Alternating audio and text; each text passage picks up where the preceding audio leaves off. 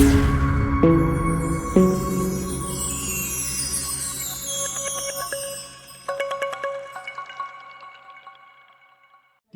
2020 ಗಣಿತ ವಿಷಯಕ್ಕೆ ಸಂಬಂಧಿಸಿದಂತೆ 23 ಪ್ರಶ್ನೆಗಳನ್ನು ಕೇಳಲಾಗಿತ್ತು.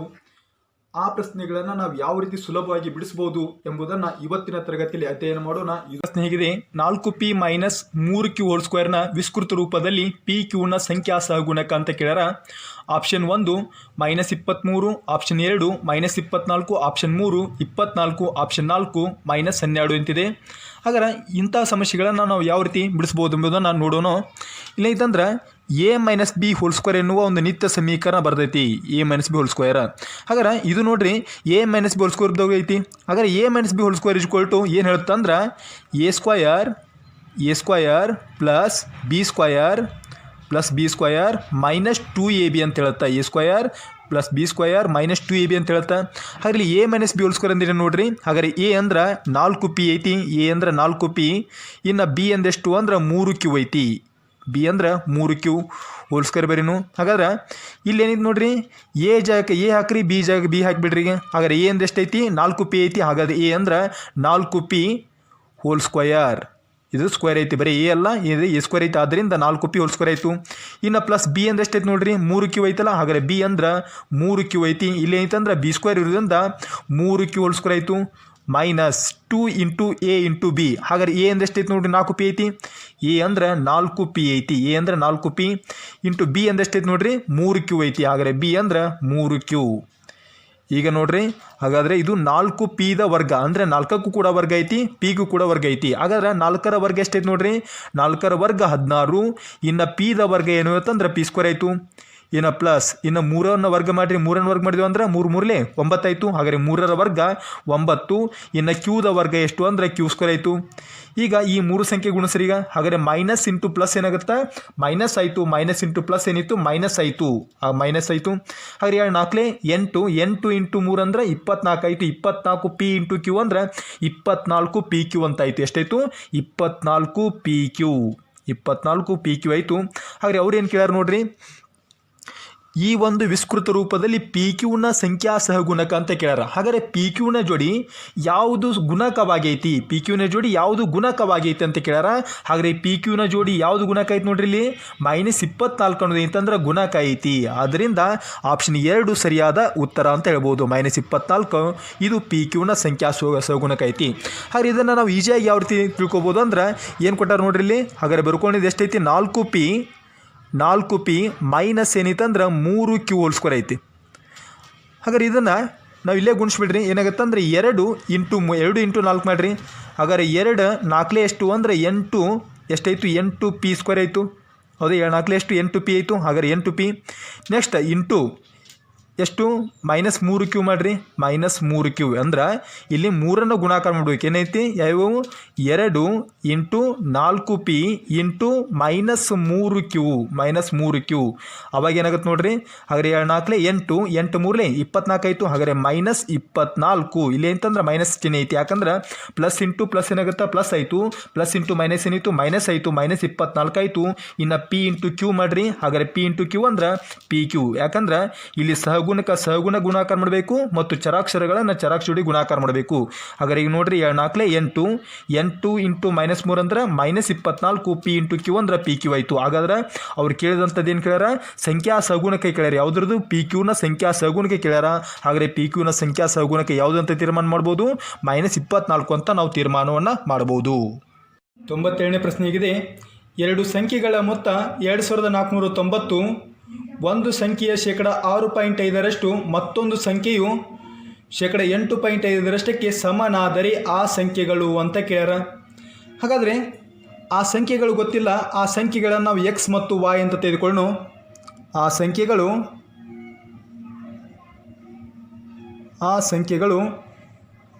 x ಮತ್ತು yಗಳಾಗಿರಲಿ. ಆ ಸಂಖ್ಯೆಗಳು x ಮತ್ತು yಗಳಾಗಿರಲಿ ಅಂತ ತೆಗೆದುಕೊಳ್ಳೋಣ. x ಮತ್ತು yಗಳಾಗಿರಲಿ. ಹಾಗಾದ್ರೆ ಇಲ್ಲಿ ಹೇಳಿಕೆ ಏನಂತ ನೋಡ್ರಿ, ಆ ಹೇಳಿಕೆ ಏನಂತಂದ್ರೆ 2 ಸಂಖ್ಯೆಗಳ ಮೊತ್ತ 2490 ಅಂತ ಹೇಳ್ಯಾರ. ಹಾಗಾದರೆ 2 ಸಂಖ್ಯೆಗಳ ಮೊತ್ತ, ಹಾಗಾದರೆ ಸಂಖ್ಯೆಗಳು ಯಾವ ಅಂದರೆ x ಮತ್ತು y ಅಂತ ತೆಗೆದುಕೊಂಡಿನಿ. ಅವುಗಳ ಮೊತ್ತ ಅಂದ್ರೆ ನಾವು ಪ್ಲಸ್ ಮಾಡ್ತೇವೆ. ಹಾಗಾದ್ರೆ x plus x plus y equal to ಎರಡು ಸಂಖ್ಯೆಗಳ ಮೊತ್ತ ಎಷ್ಟು ಹೇಳ್ಯಾರ 2490 ಅಂತ ಹೇಳ್ಯಾರ. ಎಷ್ಟು? 2490. ಇದನ್ನೇನು ಮಾಡೋಣ, ಇಕ್ವೇಷನ್ ನಂಬರ್ 1 ಅಂತ ಬರ್ಕೊಂಬಿಡೋಣ. Equation number 1. ಇನ್ನು ಮತ್ತೊಂದು ಹೇಳಿಕೆ ಐತಿ. ಏನು ಹೇಳ್ತಂದ್ರೆ ಒಂದು ಸಂಖ್ಯೆ ಇದೇನೈತಂದ್ರೆ ಬರೀ ಏನಂತಂದ್ರೆ ಒಂದು ಎರಡು ಸಂಖ್ಯೆಗಳ ಮೊತ್ತ ಅಂತ ಆಯಿತು. ಇನ್ನು ಇನ್ನೊಂದು ಹೇಳಿಕೆ ಐತಿ. ಏನೈತಿ? ಒಂದು ಸಂಖ್ಯೆಯ 6.5% ಮತ್ತೊಂದು ಸಂಖ್ಯೆಯ 8.5% ಸಮನಾದರೆ ಅಂತ ಹೇಳ್ಯಾರ. ಹಾಗಾದರೆ ಒಂದು ಸಂಖ್ಯೆ ಯಾವ್ದು ಎಕ್ಸ್ ಐತಿ, ಅದರ 6.5% ಅಂದ್ರೆ 6.5 ಬೈ ಎಷ್ಟು? 100 ಇಂಟು ಎಕ್ಸ್ ಆಯಿತು. ಹಾಗಾದ್ರೆ ಒಂದು ಸಂಖ್ಯೆಯ 6.5% ಅಂದ್ರೆ 100ಕ್ಕೆ ಅಂದರ್ಥ. ಶೇಕಡ ಅಂದ್ರೆ 100ಕ್ಕೆ. ಹಾಗಾದ್ರೆ ಒಂದು ಸಂಖ್ಯೆಯ 6.5% ಅಂದ್ರೆ 6.5 ಡಿವೈಡೆಡ್ ಬೈ 100 ಇಂಟು ಎಕ್ಸ್ ಆಯಿತು. ಈಜ್ಕೊಲ್ ಟು ಇದು ಎದಕ್ಕೆ ಸಮ ಐತಂದ್ರೆ ಇನ್ನೊಂದು ಸಂಖ್ಯೆ ಐತಲ್ಲ, ಇನ್ನೊಂದು ಸಂಖ್ಯೆ ಯಾವುದು? ವಾಯ್ ಐತಿ. ಆ ಇನ್ನೊಂದು ಸಂಖ್ಯೆ ವಾಯ್ ಐತಲ್ಲ ಅದರ 8.5% ಸಮ ಅಂತ ಹೇಳ್ತಾರೆ ಅವರು.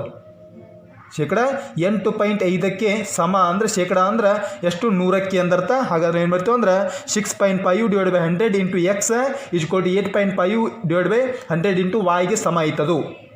ಅಂದ್ರೆ ಒಂದು ಸಂಖ್ಯೆಯ 6.5% ಇನ್ನೊಂದು ಸಂಖ್ಯೆಯ 8.5%ಕ್ಕೆ ಸಮ ಅಂತ ಹೇಳಿಬಿಟ್ಟಾರ ಅವರು. ಈಗ ನೋಡ್ರಿ, ಈ ಒಂದು ಸ್ಥಾನವನ್ನು ನಾವು ಈ ಕಡೆ ಸರಿಸ್ಬೇಕಂದ್ರೆ ಈ ಪಾಯಿಂಟ್ನಾಗ ಐತಿ, ಅದನ್ನು ಪೂರ್ಣಾಂಗದಲ್ಲಿ ಬರ್ಬೇಕಾಯ್ತಂದ್ರೆ ಒಂದು ಪಾಯಿಂಟ್ ಮುಂದೆ ಸರಿಸ್ಬೇಕು. ಈ ಪಾಯಿಂಟ್ ಇಲ್ಲಿ ಬರ್ಬೇಕಾಯ್ತಂದ್ರೆ ಏನು ಬೇಕು? ಕೆಳಗಡೆ ಏನೈತಂದ್ರೆ 1 0 ಕೊಡಬೇಕು. ಅವಾಗ ಏನಾಗುತ್ತೆ ನೋಡ್ರಿ, ಮೇಲ್ಗಡೆ ಎಷ್ಟಾಯಿತು? 65 ಆಯಿತು. ಏನೇ ಕೆಳಗಡೆ ಎಷ್ಟೈತಂದ್ರೆ 1000 ಆಯಿತು. ಕೆಳಗಡೆ 1000 ಇಂಟು ಏನೈತಿ? ಎಕ್ಸ್ ಐತಿ. ಈಜ್ಕೊಲ್ ಟು ಈಚೆಗಡೆ ಒಂದು ಸ್ಥಾನ ಸರಿಸ್ಬಿಡೋಣ. ಅವಾಗ ಏನು ಮಾಡಬೇಕು? ಕೆಳಗಡೆ 0 ಕೊಡಬೇಕಾ? ಎಷ್ಟಾಯಿತು? 85 ಆಯಿತು. ಹಾಗಾದ್ರೆ 85 ಬೈ ಏನೈತಂದ್ರೆ 1000 ಇಂಟು ಏನೈತಿ ನೋಡ್ರಿ? ವಾಯ್ ಐತಿ. ಹಾಗಾದ್ರೆ ಈ 1000 ಈ 1000 ಕ್ಯಾನ್ಸಲ್ ಮಾಡಿಬಿಡ್ನು. ಇದೆಷ್ಟು ನೋಡ್ರಿ? 65 ಇಂಟು ಎಕ್ಸ್ ಅಂದ್ರೆ 65 ಎಕ್ಸ್ ಆಯಿತು. 65 x equal to 85 into y ಅಂದ್ರೆ 85 ವಾಯ್ ಆಯಿತು. ಎಷ್ಟೈತಿ? 85 ವಾಯ್. ಹಾಗಾದ್ರೆ ಈ 85 ವಾಯನ್ನು ನಾವು ಎಡಗಡೆ ತರನು. ಎಡಗಡೆ ತಂದಾಗ ಏನಾಗುತ್ತೆ ಅಂದ್ರೆ ಪ್ಲಸ್ ಇದ್ದುದು ಮೈನಸ್ ಆಗುತ್ತೆ. ಹಾಗಾದ್ರೆ ಏನೈತಿ ಈಗ? 65 ಎಕ್ಸ್ ಮೈನಸ್ 85 ವಾಯ್. ಈ ಕಡೆ ಏನಿರ್ತೈತಿ ನೋಡ್ರಿ, ಏನೂ ಇಲ್ಲ ಅಂದ್ರೆ ಏನಿರ್ತೈತಿ? 0 ಇರ್ತೈತಿ. ಹಾಗಾದ್ರೆ ಇದೇನೈತಂದ್ರೆ 65 ಮತ್ತು 85ರಲ್ಲಿ ಸಾಮಾನ್ಯವಾಗಿ ಏನೈತಂದ್ರೆ 5 ಐತಿ. ಹೌದಲ್ಲ? 5ರ ಮಗ್ಗೆಯಲ್ಲಿ 65 ಐತಿ. ಇದು ಕೂಡ 5ರ ಮಗ್ಗೆಯಲ್ಲಿ 85 ಐತಿ. ಹಾಗಾದ್ರೆ ಸಾಮಾನ್ಯವಾಗಿ ಏನೈತೆ? 5 ಐತಿ. 5ಅನ್ನು ಕಾಮನ್ ತೆಗೆದುಕೊಂಡು ಅವಾಗ ಏನಾಗುತ್ತೆ ನೋಡ್ರಿ? 5 ಎಷ್ಟಲೇ 65? 5 13 65. 5 13 65 ಆಗುತ್ತೆ. ಎಕ್ಸ್ ಒಂದು ಬರ್ದ್ಬಿಡೋನು. ನೆಕ್ಸ್ಟ್ ಮೈನಸ್ ಇಲ್ಲೇನು ನೋಡ್ರಿ? 5 1 5 ಎಷ್ಟು ಉಳಿತು? 3 ಉಳಿತು. 35 ಆಯಿತು. 5 7 35 ಅಂದ್ರೆ 5 17 ಎಷ್ಟು ಅಂದ್ರೆ 85 ಆಗುತ್ತೆ. ವಾಯ್ಗೆ ವಾಯ್ ಬರೋದು ಈಜ್ಕೊಲ್ ಟು 0. ಈಗ ನೋಡ್ರಿ, ಈ 5 ಇದರೊಂದಿಗೆ ಏನೈತೆ ಅಂದ್ರೆ ಗುಣಾಕಾರ ಐತಿ. ಗುಣಾಕಾರ ಇದು ಈಜ್ಕಡೆ ಬಂತಂದ್ರೆ ಅದು ಭಾಗಾಕಾರ ಆಗುತ್ತೆ. 0/5 ಐತದು. ಈ 0/5 ಅಂದ್ರೆ 0ನೇ. ಆದ್ದರಿಂದ ಏನಂತ ಐತಿದು? 13 x minus 17 y equal to ಎಷ್ಟು ಅಂದ್ರೆ 0 ಆಯಿತು. ಇದನ್ನ ಏನು ಮಾಡೋಣ? ಇಕ್ವೇಷನ್ ನಂಬರ್ 2 ಅಂತ ಬರ್ಕೊಳ್ಳೋಣ. Equation number 2. ಈಗ ಈ 2 ಸಮೀಕರಣಗಳು ಸಿಕ್ಕು ನಮಗೆ. ಈ 2 ಸಮೀಕರಣಗಳನ್ನು ನಾವು ವರ್ಜಿಸುವ ವಿಧಾನದ ಮೂಲಕ ಬಿಡಿಸುವುದರ ಮೂಲಕ ಏನು ಮಾಡ್ಬೋದು ಅಂದ್ರೆ ಎಕ್ಸ್ ಮತ್ತು ವಾಯ್ಗಳ ಬೆಲೆಯನ್ನು ಕಂಡುಹಿಡಿಬೋದು. ಹಾಗಾದರೆ ವರ್ಜಿಸುವ ವಿಧಾನದ ನಾವು ಯಾವ ರೀತಿ ಇದನ್ನು ಬಿಡಿಸ್ಬೋದು ಅಂದ್ರೆ ಇಲ್ಲಿ ನೋಡ್ರಿ, ಎಕ್ಸ್ ಎಷ್ಟೈತೆ ಅಂದ್ರೆ 13 ಎಕ್ಸ್ ಅದಾವು. ಇಲ್ಲಿ ಎಷ್ಟೈತಿ? 1 ಎಕ್ಸ್ ಐತಿ. ಇನ್ನು ವಾಯ್ ಎಷ್ಟೈತಿ? 17 ವಾಯ್ ಐತಿ. ಇಲ್ಲಿ ಎಷ್ಟೈತಿ? ಬರೀ ವಾಯ್ ಐತಿ. ಹೌದಲ್ಲ? ಹಾಗಾದ್ರೆ ಈ ವರ್ಜಿಸುವ ವಿಧಾನದಲ್ಲಿ ನಾವು ಎಕ್ಸದ ಬೆಲೆ ಆದರೂ ಸಮ ಮಾಡ್ಕೋಬೇಕು ಅಥವಾ ವಾಯಿನ ಬೆಲೆ ಆದರೂ ಸಮ ಮಾಡ್ಕೋಬೇಕು. ಈಗ ಹಾಗಾದ್ರೆ ಇದಕ್ಕೆ 17ರಿಂದ ಗುಣಿಸಿದ್ರೆ 17 ವಾಯ್ ಆಗ್ತೈತಿ. ಇದು 17 ಆಗ್ತೈತಿ. ಕ್ಯಾನ್ಸಲ್ ಆಗ್ತೈತಿ. ಎಕ್ಸ್ನ ಬೆಲೆ ಸಿಗ್ತೈತಿ. ಅಥವಾ ಇದಕ್ಕೆ 13 ಗುಣಿಸಿದ್ರೆ 13 ಎಕ್ಸ್ ಆಗುತ್ತೆ. ಇದು 13 ಎಕ್ಸ್ ಆಗುತ್ತೆ. ಹೌದಲ್ರಿ? ಹಾಗಾದ್ರೆ ಯಾವುದು ಸಣ್ಣ ಸಂಖ್ಯೆ ಅಲ್ಲ ಆ ಸಣ್ಣ ಸಂಖ್ಯೆ ಏನಿತ್ತಂದ್ರೆ ಆ ಸಣ್ಣ ಸಂಖ್ಯೆಯಿಂದ ಅದು ಸಮ ಮಾಡ್ಕೊಂಡು ಈಗ ಹಾಗಾದ್ರೆ ಯಾವುದು? 13ರಿಂದ ಗುಣಿಸ್ಬಿಡೋಣ. 13 ಗುಣಿಸಿ ಏನಾಗುತ್ತದೆ? 13 ಎಕ್ಸ್ ಆಗುತ್ತೆ. ಆಗುತ್ತಲ್ರಿ? ಹಾಗಾದ್ರೆ ಇಕ್ವೇಷನ್ ನಂಬರ್ 1 ಇಕ್ವೇಷನ್ ನಂಬರ್ 1ಕ್ಕೆ 13ರಿಂದ ಗುಣಿಸಿದಾಗ 13ರಿಂದ ಗುಣಿಸಿದಾಗ ಏನಾಗುತ್ತೆ ನೋಡ್ರಿ? 13ರಿಂದ ಗುಣಿಸ್ಬಿಡೋಣ. 13 ಇಂಟು ಎಕ್ಸ್ ಅಂದ್ರೆ 13 ಎಕ್ಸ್ ಆಯಿತು. ಪ್ಲಸ್ 13 ಇಂಟು ವಾಯ್ ಅಂದ್ರೆ 13 ವಾಯ್ ಆಯಿತು. ಈಜ್ಕೊಲ್ ಟು 13 ಇಂಟು 2490 ಮಾಡಿರಿ. ಹಾಗಾದ್ರೆ 2490ಕ್ಕೆ 13ರಿಂದ ಗುಣಿಸಿದಾಗ ಎಷ್ಟಾಗತ್ತೆ ನೋಡ್ರಿ. 13 ಜೀರೋಲೆ 0 ಆಯಿತು. 13 9 ಎಷ್ಟಾಯಿತು? 117 ಆಯಿತು. 11 ಕೈಲೇ ಬರೀನು, 7 ಇಲ್ಲಿ ಬರೀನು. 13 4 ಎಷ್ಟಾಯಿತು? 52 ಆಯಿತು. 52ರಲ್ಲಿ 11 ಕುಡಿಸಿದ್ವು ಅಂದ್ರೆ 63 ಆಯಿತು. 6 ಕೈಲೇ ಬರೀನು, 3 ಇಲ್ಲಿ ಬರೀನು. ನೆಕ್ಸ್ಟ್ 13 2 ಎಷ್ಟು? 26 ಆಯಿತು. 26 6 ಕುಡಿಸಿದ್ವು ಅಂದ್ರೆ 32 ಆಯಿತು. ಹಾಗಾದರೆ 32ನ್ನ ಬರೀನು. ಎಷ್ಟಾಯಿತು? 32,370 ಆಯಿತು. ಎಷ್ಟಾಯ್ತು ನೋಡ್ರಿ? 32,370. ಇದನ್ನು ಈಕ್ವೇಷನ್ ನಂಬರ್ 3 ಅಂತ ಬರ್ಕೊಳ್ಳು. ಏನು ಬರ್ಕೊಳ್ಳು? ಈಕ್ವೇಷನ್ ನಂಬರ್ 3 ಅಂತ ಬರ್ಕೊಳ್ಳು. ಈಗ ನೋಡ್ರಿ, ಈ ಈಕ್ವೇಷನ್ ನಂಬರ್ 3 ಒಂದೈತಿ, ಈಕ್ವೇಷನ್ ನಂಬರ್ 1 ಐತಿ. ಈಗ ಈ ಈಕ್ವೇಷನ್ ನಂಬರ್ 3ರಿಂದ ಇಲ್ಲೈತಿ ಈಕ್ವೇಷನ್ ನಂಬರ್ 2 ಒಂದೈತಿ, ಹೌದಲ್ಲ? ಈಗ ಈಕ್ವೇಷನ್ ನಂಬರ್ 3ರಿಂದ ಏನು ಮಾಡೋನು? ಈ ಈಕ್ವೇಷನ್ ನಂಬರ್ 2ನ್ನು ಕಳೀನೀಗ. ಈಕ್ವೇಷನ್ ನಂಬರ್ 3ರಿಂದ ಈಕ್ವೇಷನ್ ನಂಬರ್ 2ನ್ನು ಕಳೆದಾಗ ಈಕ್ವೇಷನ್ ನಂಬರ್ 3ರಿಂದ ಈಕ್ವೇಷನ್ ನಂಬರ್ 2ನ್ನು ಕಳೆದಾಗ ಅವಾಗ ಏನಾಗುತ್ತೆ ನೋಡ್ರಿ. ಈಕ್ವೇಷನ್ 3 ಯಾವುದೈತಿ? 13x ಐತಿ ಪ್ಲಸ್ 13y ಇಜುಕೋಟ್ ಎಷ್ಟು ಅಂದ್ರೆ 32,370 ಐತಿ. ಏನು ಈಕ್ವೇಷನ್ 1 ಏನೈತಿ ನೋಡ್ರಿ? 13x ಮೈನಸ್ 17y ಇಜುಕೋಟ್ ಎಷ್ಟು ಅಂದ್ರೆ 0 ಐತಿ.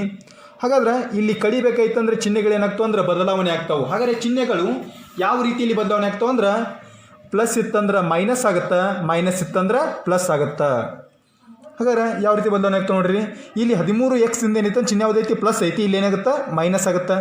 ಇಲ್ಲಿ 17y ಚಿಹ್ನೆ ಯಾವುದೈತಿ ನೋಡ್ರಿ? ಮೈನಸ್ ಐತಿ, ಇಲ್ಲಿ ಏನಾಗುತ್ತೆ ಅಂದ್ರೆ ಪ್ಲಸ್ ಆಗುತ್ತೆ. ಇಲ್ಲಿ 0ದಿಂದ ಏನೈತಿ? ಪ್ಲಸ್ ಐತಿ, ಇದೇನಾಗುತ್ತೆ ಅಂದ್ರೆ ಮೈನಸ್ ಆಗುತ್ತೆ. ಈಗ ಗಮನಿಸ್ರಿ, ಇಲ್ಲೈತಂದ್ರೆ 13x ಮೈನಸ್ 13x, ಹೌದಲ್ಲ?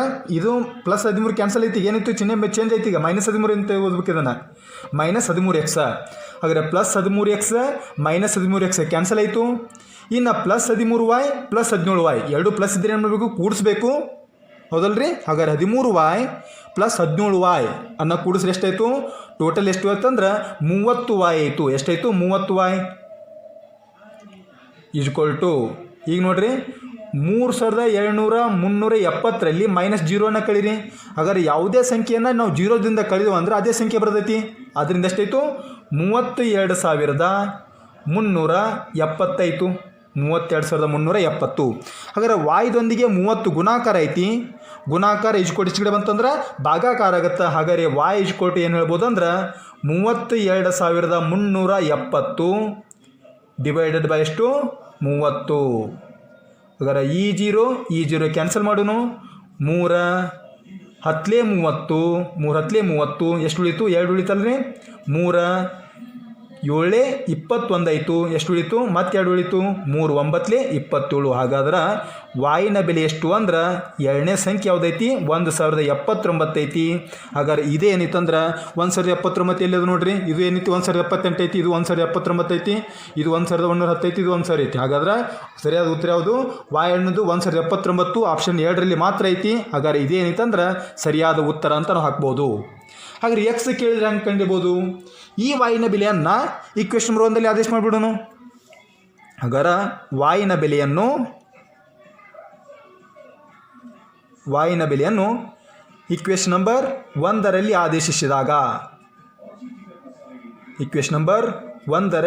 ಆದೇಶಿಸಿದಾಗ ಅವಾಗ ಏನಾಗುತ್ತೆ ನೋಡ್ರಿ.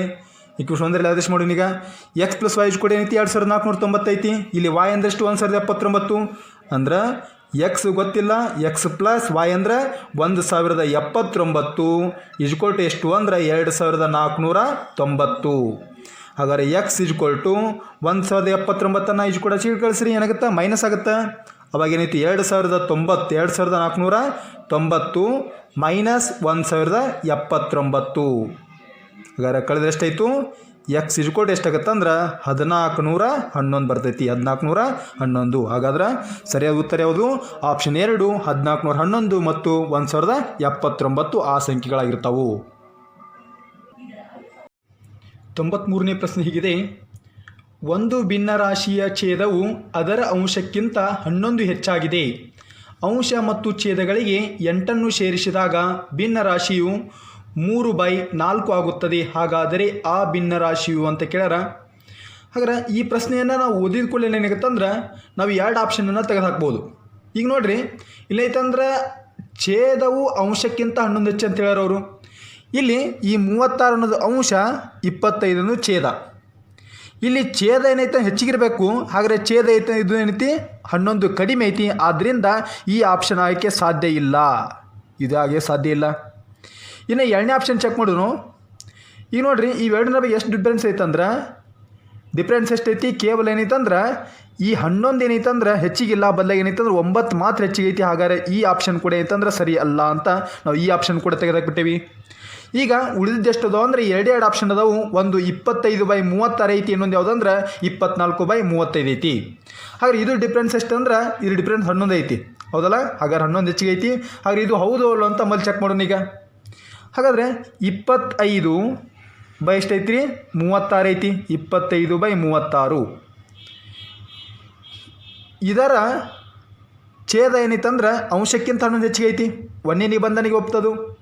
ಇನ್ನು 2ನೇ ಹೇಳಿಕೆ ಏನೈತಂದ್ರೆ ಅಂಶ ಮತ್ತು ಛೇದಗಳಿಗೆ 8 ಸೇರಿಸಿದೀವಿ ಅಂದ್ರೆ ಅದು 3/4 ಆಗುತ್ತದೆ ಅಂತ ಹೇಳ್ತಾರೆ. ಹಾಗಾದ್ರೆ ಅಂಶ ಯಾವುದು 25 ಐತಿ, ಛೇದ ಯಾವುದೈತಿ 36 ಐತಿ. ಈ ಅಂಶಕ್ಕೂ 8 ಸೇರಿಸ್ರಿ ಮತ್ತು ಛೇದಕ್ಕೂ 8 ಸೇರಿಸ್ರಿ, ಅವಾಗ ಏನಾಗುತ್ತೆ 25 + 8 ಇನ್ನು ಬೈ 36 + 8 ಎಷ್ಟಾಗುತ್ತೆ ನೋಡಿರಿ. 25ರಲ್ಲಿ +8 ಕೂಡಿಸ್ರಿ, ಎಷ್ಟಾಯಿತು 33 ಆಯಿತು. ಇನ್ನು 36ಕ್ಕೆ 8 ಕೂಡಿಸಿ ಎಷ್ಟಾಯಿತು 44 ಆಯಿತು. ಹಾಗಾದ್ರೆ 11 3 33, 11 4 44, ಎಷ್ಟಾಯಿತು 3/4 ಆಯಿತು.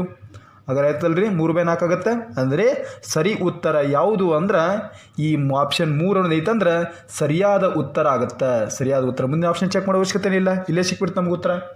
ಆದ್ದರಿಂದ ಸರಿ ಉತ್ತರ ಯಾವುದು 25/36 ಅಂತ ಸರಿ ಉತ್ತರ ಆಯಿತು.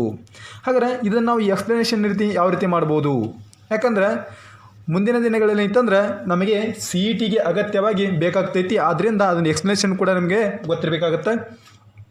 ಹಾಗಾದ್ರೆ ಯಾವ ರೀತಿ ನಾವು ಇದನ್ನು ಬಿಡಿಸ್ಬೋದು ನೋಡ್ರಿ. ಒಂದು ಭಿನ್ನ ರಾಶಿಯ ಛೇದವು ಅದರ ಅಂಶಕ್ಕಿಂತ 11 ಹೆಚ್ಚಿಗೆ ಐತಿ ಅಂತ ಹೇಳ್ಯಾರ. ಅಂಶ ಮತ್ತು ಛೇದಗಳಿಗೆ 8 ಸೇರಿಸಿದಾಗ ಆ ಭಿನ್ನ ರಾಶಿಯು 3/4 ಆಗುತ್ತದೆ ಅಂತ ಹೇಳ್ತಾರ. ಹಾಗಾದರೆ ಆ ಭಿನ್ನ ರಾಶಿ ನಮ್ಗೆ ಗೊತ್ತಿಲ್ಲ. ಹಾಗಾದರೆ ಭಿನ್ನ ರಾಶಿ ಗೊತ್ತಿಲ್ಲ ಅಂದ್ರೆ ಆ ಭಿನ್ನ ರಾಶಿಯನ್ನು ನಾವು x/y ಅಂತ ತೆಗೆದುಕೊಳ್ಳೋಣ. ಹಾಗಾದರೆ ಆ ಭಿನ್ನ ರಾಶಿಯು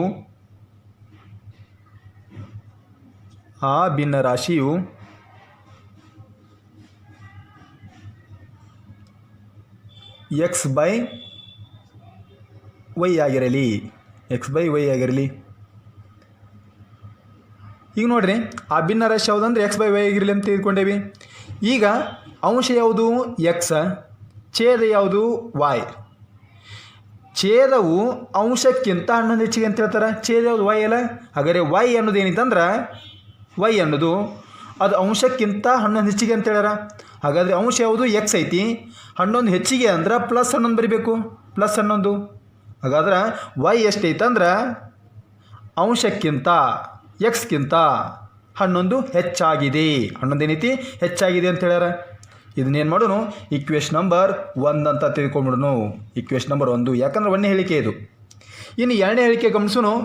ಏನೈತೆ ನೋಡ್ರಿ, ಈ ಅಂಶ ಮತ್ತು ಛೇದಗಳಿಗೆ 8 ಸೇರಿಸಿದಾಗ ಅಂಶ ಯಾವುದು x ಐತಿ, ಛೇದ ಯಾವುದು y ಐತಿ.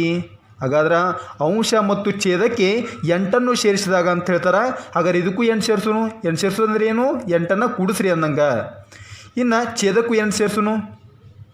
ಛೇದಕ್ಕೂ 8 ಸೇರಿಸಿದಾಗ ಅಂಶ ಮತ್ತು ಛೇದಕ್ಕೂ ಎರಡಕ್ಕೂ 8 ಸೇರಿಸಿದ್ರೆ ಆ ಭಿನ್ನ ರಾಶಿ ಎಷ್ಟು ಆಗ್ತೈತೆ ಅಂತ ಹೇಳ್ತಾರೆ ಅಂದ್ರೆ 3/4 ಆಗುತ್ತದೆ ಅಂತ ಹೇಳ್ತಾರೆ. 3/4 ಆಗುತ್ತದೆ ಅಂತ ಹೇಳ್ತಾರೆ.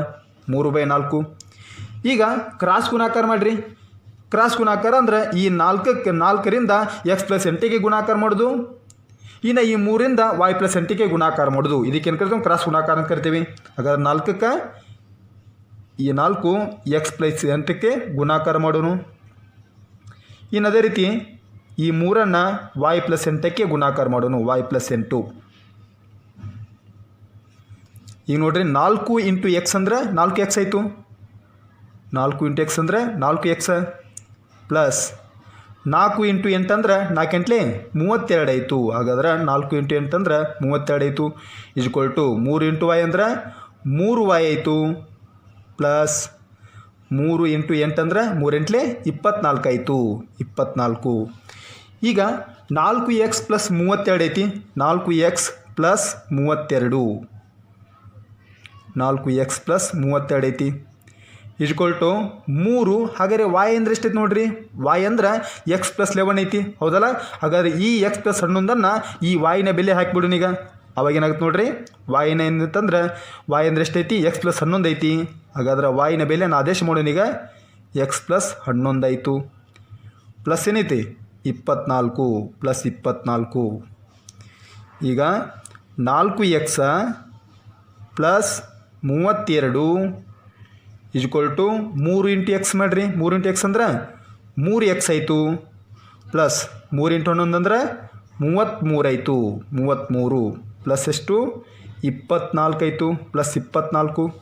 ಈಗ 3xನ್ನು ನಾವು ಈಚ್ ಕಡೆ ತಂದ್ರೆ ಏನಾಗುತ್ತೆ ಅಂದ್ರೆ ಮೈನಸ್ 3x ಆಗುತ್ತದೆ. ಏನಾಗುತ್ತೆ ಪ್ಲಸ್ 3x ಐತಿ. ಈ ಪ್ಲಸ್ 3x ನಾವು ಈಚ್ ಕಡೆ ತಂದೇವು ಅಂದ್ರೆ ಅದು ಮೈನಸ್ 3x ಆಗುತ್ತೆ. ಅವಾಗ ಏನೈತೆ ನೋಡ್ರಿ 4x ಈ ಕಡೆ ಬಂತಂದ್ರೆ ಮೈನಸ್ 3x ಆಯಿತು. ಹಾಗಾದ್ರೆ ಈ ಕಡೆ ಅಂತ ಕೂಡಿಸೋಣ ಎಷ್ಟಾಯಿತು 33 ಪ್ಲಸ್ 24. ಹಾಗಾದರೆ 33 ಪ್ಲಸ್ 24 ಕೂಡಿಸಿದ್ರೆ ಎಷ್ಟಾಯಿತು 57 ಆಯಿತು 57. ಹಾಗಾದ್ರೆ ಇನ್ನೊಂದು 32 ಉಳಿದೈತಲ್ಲ ಇಲ್ಲಿ. ಹಾಗಾದರೆ ಈ 32 ಈಚ್ ಕಡೆ ತಂದೇವು ಅಂದ್ರೆ ಅದು ಮೈನಸ್ 32 ಆಗುತ್ತೆ. ಏನಾಗುತ್ತೆ ಅದು ಮೈನಸ್ 32. ಈಗ ನೋಡ್ರಿ 4x ಅಲ್ಲಿ 3x ಹೋದ್ರೆ ಏನು ಉಳಿತೈತಿ, ಬರೀ 1x ಮಾತ್ರ ಉಳಿತು. ಹಾಗಾದ್ರೆ 4x ಅಲ್ಲಿ 3x ಉಳಿತಂದ್ರೆ 1x ಉಳಿತು. ಈಜ್ಕೊಲ್ ಟು ಎಷ್ಟು ಅಂದ್ರೆ 57ರಲ್ಲಿ 32 ಕಳೆದ್ಬಿಡ್ರಿ. ಹಾಗಾದ್ರೆ 57ರಲ್ಲಿ 32 ಕಳೆದು ಎಷ್ಟೈತೆ ಅಂದ್ರೆ 25 ಆಯಿತು. ಹಾಗಾದ್ರೆ ಎಕ್ಸ್ನ ಬೆಲೆ ಎಷ್ಟು 25. ಇನ್ನು ಎಕ್ಸ್ನ ಬೆಲೆ ಸಿಕ್ತೀಗ y ನ ಬೆಲೆ ಕಂಡುಹಿಡಿಬೇಕಲ್ಲ. ಹಾಗಾದ್ರೆ ಈ ಎಕ್ಸ್ನ ಬೆಲೆಯನ್ನು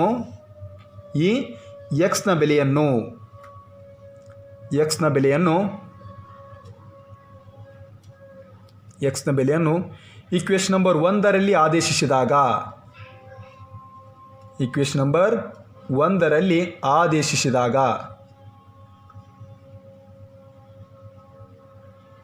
ಆದೇಶ ಮಾಡೋಣ. ಈಗ ಹಾಗಾದ್ರೆ ಈಕ್ವೇಷನ್ ನಂಬರ್ 1ರಲ್ಲಿ ಎಕ್ಸ್ನ ಬೆಲೆಯನ್ನು ಆದೇಶ ಮಾಡೋಣ. ಈಗ ಹಾಗಾದ್ರೆ ಈಕ್ವೇಷನ್ ನಂಬರ್ 1 ಯಾವುದು ನೋಡ್ರಿ, y ಈಜ್ಕೊಲ್ ಟು ಏನಿತ್ತಂದ್ರೆ ಎಕ್ಸ್ ಪ್ಲಸ್ 11 ಐತಿ. ಎಕ್ಸ್ ಅಂದ್ರೆ ಎಷ್ಟು 25 ಐತಿ.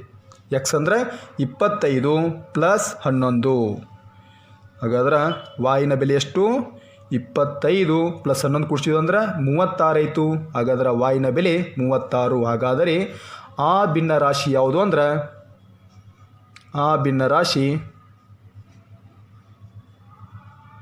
ಅಂಶವನ್ನು ಏನು ತೆಗೆದುಕೊಂಡು ನಾವು ಎಕ್ಸ್ ಅಂತ ತೆಗೆದುಕೊಂಡೇವಿ.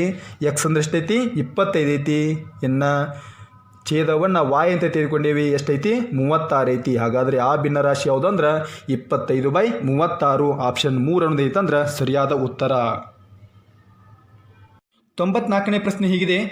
ಇಲ್ಲಿ ನೋಡ್ರಿ √r ಐತಿ ಪ್ಲಸ್ ಮತ್ತೇನೈತೆ √r ಐತಿ ಮತ್ತು ಪ್ಲಸ್ ಏನೈತೆ √r ಐತಿ.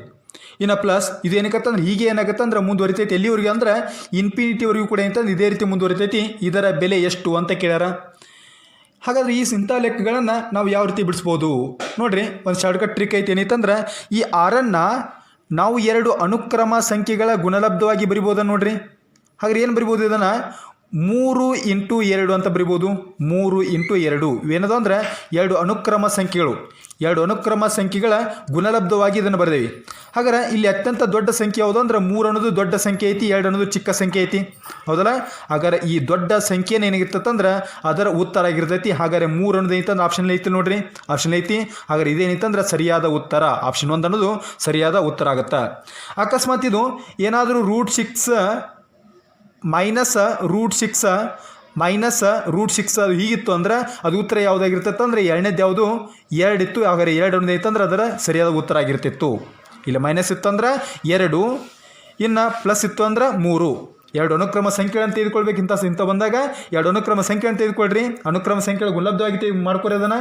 ಆವಾಗ ಪ್ಲಸ್ ಇತ್ತಂದ್ರೆ ದೊಡ್ಡ ಸಂಖ್ಯೆಯನ್ನು ಕನ್ಸಿಡರ್ ಮಾಡಿರಿ, ಮೈನಸ್ ಇತ್ತಂದ್ರೆ ಸಣ್ಣ ಸಂಖ್ಯೆಯನ್ನು ಕನ್ಸಿಡರ್ ಮಾಡಿರಿ. ಅದೇ ಅದರ ಉತ್ತರ ಆಗಿರ್ತೈತಿ. ಹಾಗಾದ್ರೆ ಇದು ಯಾವ ರೀತಿ ನಾವು ಬಿಡಿಸ್ಬೋದು ಇದನ್ನು ನೋಡೋಣ. ಇದನ್ನೇನು ತೆಗೆದುಕೊಳ್ಳೋಣ ನಾವು ಎಕ್ಸ್ ಅಂತ ತೆಗೆದುಕೊಳ್ಳೋಣ. ಎಕ್ಸ್. ಹಾಗಾದ್ರೆ ಎಕ್ಸ್ ಇಜ್ಕೋಟ್ ಏನೈತಂದ್ರೆ √6 ಪ್ಲಸ್ √6 ಪ್ಲಸ್ ಏನೈತಂದ್ರೆ √6 ಎಲ್ಲಿವರೆಗೆ ಐತಂದ್ರೆ ಇನ್ಫಿನಿಟಿವರೆಗೂ ಕೂಡ ಐತಂದ್ರೆ ಇದೇ ರೀತಿ ಮುಂದುವರಿತೈತಿ ಇನ್ಫಿನಿಟಿ. ಇದನ್ನೇನು ತೆಗೆದುಕೊಂಡೆ ನಾವು ಎಕ್ಸ್ ಅಂತ ತೆಗೆದುಕೊಂಡೇವಿ. ಈಗ ಎರಡೂ ಕಡೆ ವರ್ಗಗೊಳಿಸ್ಬಿಡೋನು. ಎರಡೂ ಕಡೆ ವರ್ಗಗೊಳಿಸಿದಾಗ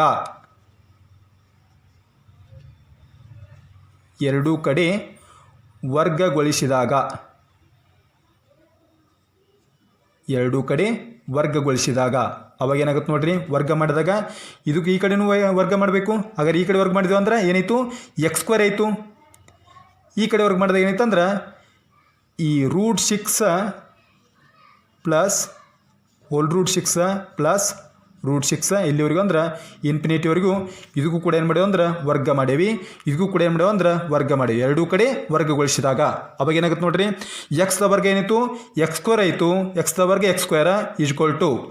ಈಗ ಇದನ್ನು ವರ್ಗ ಮಾಡಿದೆವು ಅಂದರೆ ಏನಾಯಿತು, ಈ ರೂಟ್ ಏನಾಗುತ್ತೆ ಅಂತ ಕ್ಯಾನ್ಸಲ್ ಆಗುತ್ತೆ. ಏನು ಉಳಿತೈತಿ ಈಗ 6 ಪ್ಲಸ್ ಏನೈತಂದ್ರೆ √6 ಪ್ಲಸ್ √6 ಇದೇ ಏನೈತಂದ್ರೆ ಈ ರೀತಿ ಮುಂದುವರ್ಕೋತ ಹೋಗ್ತೈತಿ ಇನ್ಫಿನಿಟಿ. ಹಾಗಾದ್ರೆ ಈಗ √6 ಪ್ಲಸ್ √6 ಪ್ಲಸ್ √6 ಇದೇ ರೀತಿ ಮುಂದುವರಿತು ಅಂದ್ರೆ ಅದ್ರ ಬೆಲೆ ಏನೈತೆ ಅಂತ ತಿಳ್ಕೊಂಡಿವಿ, ಎಕ್ಸ್ ಅಂತ ತಿಳ್ಕೊಂಡಿದ್ದೇವೆ. ಹಾಗಾದ್ರೆ ಇದನ್ನೇನು ತಿಳ್ಕೊಳ್ಬೋದು ನಾವು, ಎಕ್ಸ್ ಅಂತ ತಿಳ್ಕೊಳ್ಬೋದಲ್ಲ. ಹಾಗಾದ್ರೆ ಏನೈತೆ ನೋಡ್ರಿ, x² = 6 ಪ್ಲಸ್ ಏನಂತ ತಿಳ್ಕೊಳ್ಳೋದನ್ನ ಎಲ್ಲ ಟರ್ಮನ್ನು ಏನು ತಿಳ್ಕೊಳ್ಳೋದು ಎಕ್ಸ್ ಅಂತ ತಿಳ್ಕೊಳ್ತಾ ಇದ್ದಾನೆ. ಅಂದರೆ √6 ಪ್ಲಸ್ √6 ಅಂದ್ರೆ ಎಲ್ಲಿ ಏನದು ಎಕ್ಸ್ ಅಂತ ಐತಿ. ಹಾಗಾದ್ರೆ ಎಲ್ಲ ಬೆಲೆ ಏನೇನು ತಿಳ್ಕೊಂಡು ಅಂದ್ರೆ ನಾವು ಎಕ್ಸ್ ಅಂತ ತಿಳ್ಕೊಂಡೇವಿ. ಈಗ ನೋಡ್ರಿ, ಈಗ ಒಂದು ನಮಗೆ ಸಮೀಕರಣ ಸಿಗ್ತೈತಿ, ಯಾವುದು x² ಈ ಪ್ಲಸ್ ಎಕ್ಸನ್ನು ಈ ಕಡೆ ತೊಂಬರ್ರಿ, ಇಜ್ಕೊಳಿಸಿ ಕಡೆ ತಂದೇವು ಅಂದ್ರೆ -x ಆಯಿತು. ಇನ್ನು +r ಐತಿ, +r ನಾವು ಇಜ್ಕೊಳ್ಟು ಎಡಭಾಗ ತಂದೇವು ಏನಾಗ್ತದೆ, ಅದು ಕೂಡ ಏನಾಗುತ್ತೆ ಅಂದ್ರೆ -6 ಆಯಿತು. ಇಜ್ಕೊಟ್ಟು ಏನಿತ್ತು ಅಂದ್ರೆ 0 ಆಯಿತು. ಹಾಗಾದ್ರೆ x² -6 ಇಜ್ಕೊಟ್ಟು ಏನಿತ್ತು ಅಂದ್ರೆ 0 ಆಯಿತು. ಇದೇನಿತ್ತಂದ್ರೆ ಒಂದು ವರ್ಗ ಸಮೀಕರಣ. ಇದೇನೈತಿ ವರ್ಗ ಸಮೀಕರಣ. ಈ ಸಮೀಕರಣವನ್ನು ಬಿಡಿಸಿದ್ವು ಅಂದ್ರೆ ನಮಗೆ ನಿಖರವಾದಂಥ ಎಕ್ಸ್ನ ಬೆಲೆ ಸಿಗ್ತೈತಿ. ಹಾಗಾದ್ರೆ ಯಾವ ರೀತಿ ಬಿಡಿಸೋದು ನೋಡ್ರಿ, ಇದು ಇಲ್ಲೇನೈತಂದ್ರೆ -6 ಐತದು, ಹೌದಲ್ಲ. ಈ ಎರಡು ಸಂಖ್ಯೆ ಅದಾವೆ ಇಲ್ಲಿ, ಆ ಎರಡೂ ಸಂಖ್ಯೆಗಳನ್ನ ಗುಣಾಕಾರ ಮಾಡಿದ ಎಷ್ಟು ಬರಬೇಕು, -6 ಬರಬೇಕು. ಇನ್ನು ಕೂಡಿಸಿದು ಅಥವಾ ಕಳೆದು ಅಂದ್ರೆ ಏನು ಬರ್ತೈತೆ ಅಂದ್ರೆ -6 ಬರಬೇಕು. ಅಂಥ ಎರಡು ಸಂಖ್ಯೆಗಳನ್ನ ತೆಗೆದುಕೊಳ್ಬೇಕು. ಈಗ ಹಾಗಾದ್ರೆ ಯಾವ ಎರಡು ಸಂಖ್ಯೆಗಳನ್ನ ಗುಣಾಕಾರ ಮಾಡಿದ್ರೆ -6 ಬರ್ತೈತಿ, ಇನ್ನು ಕೂಡಿಸಿದ್ವಿ ಅಥವಾ ಕಳೆದು ಅಂದ್ರೆ 1 ಬರ್ತೈತಿ ನೋಡ್ಕೋಬೇಕು.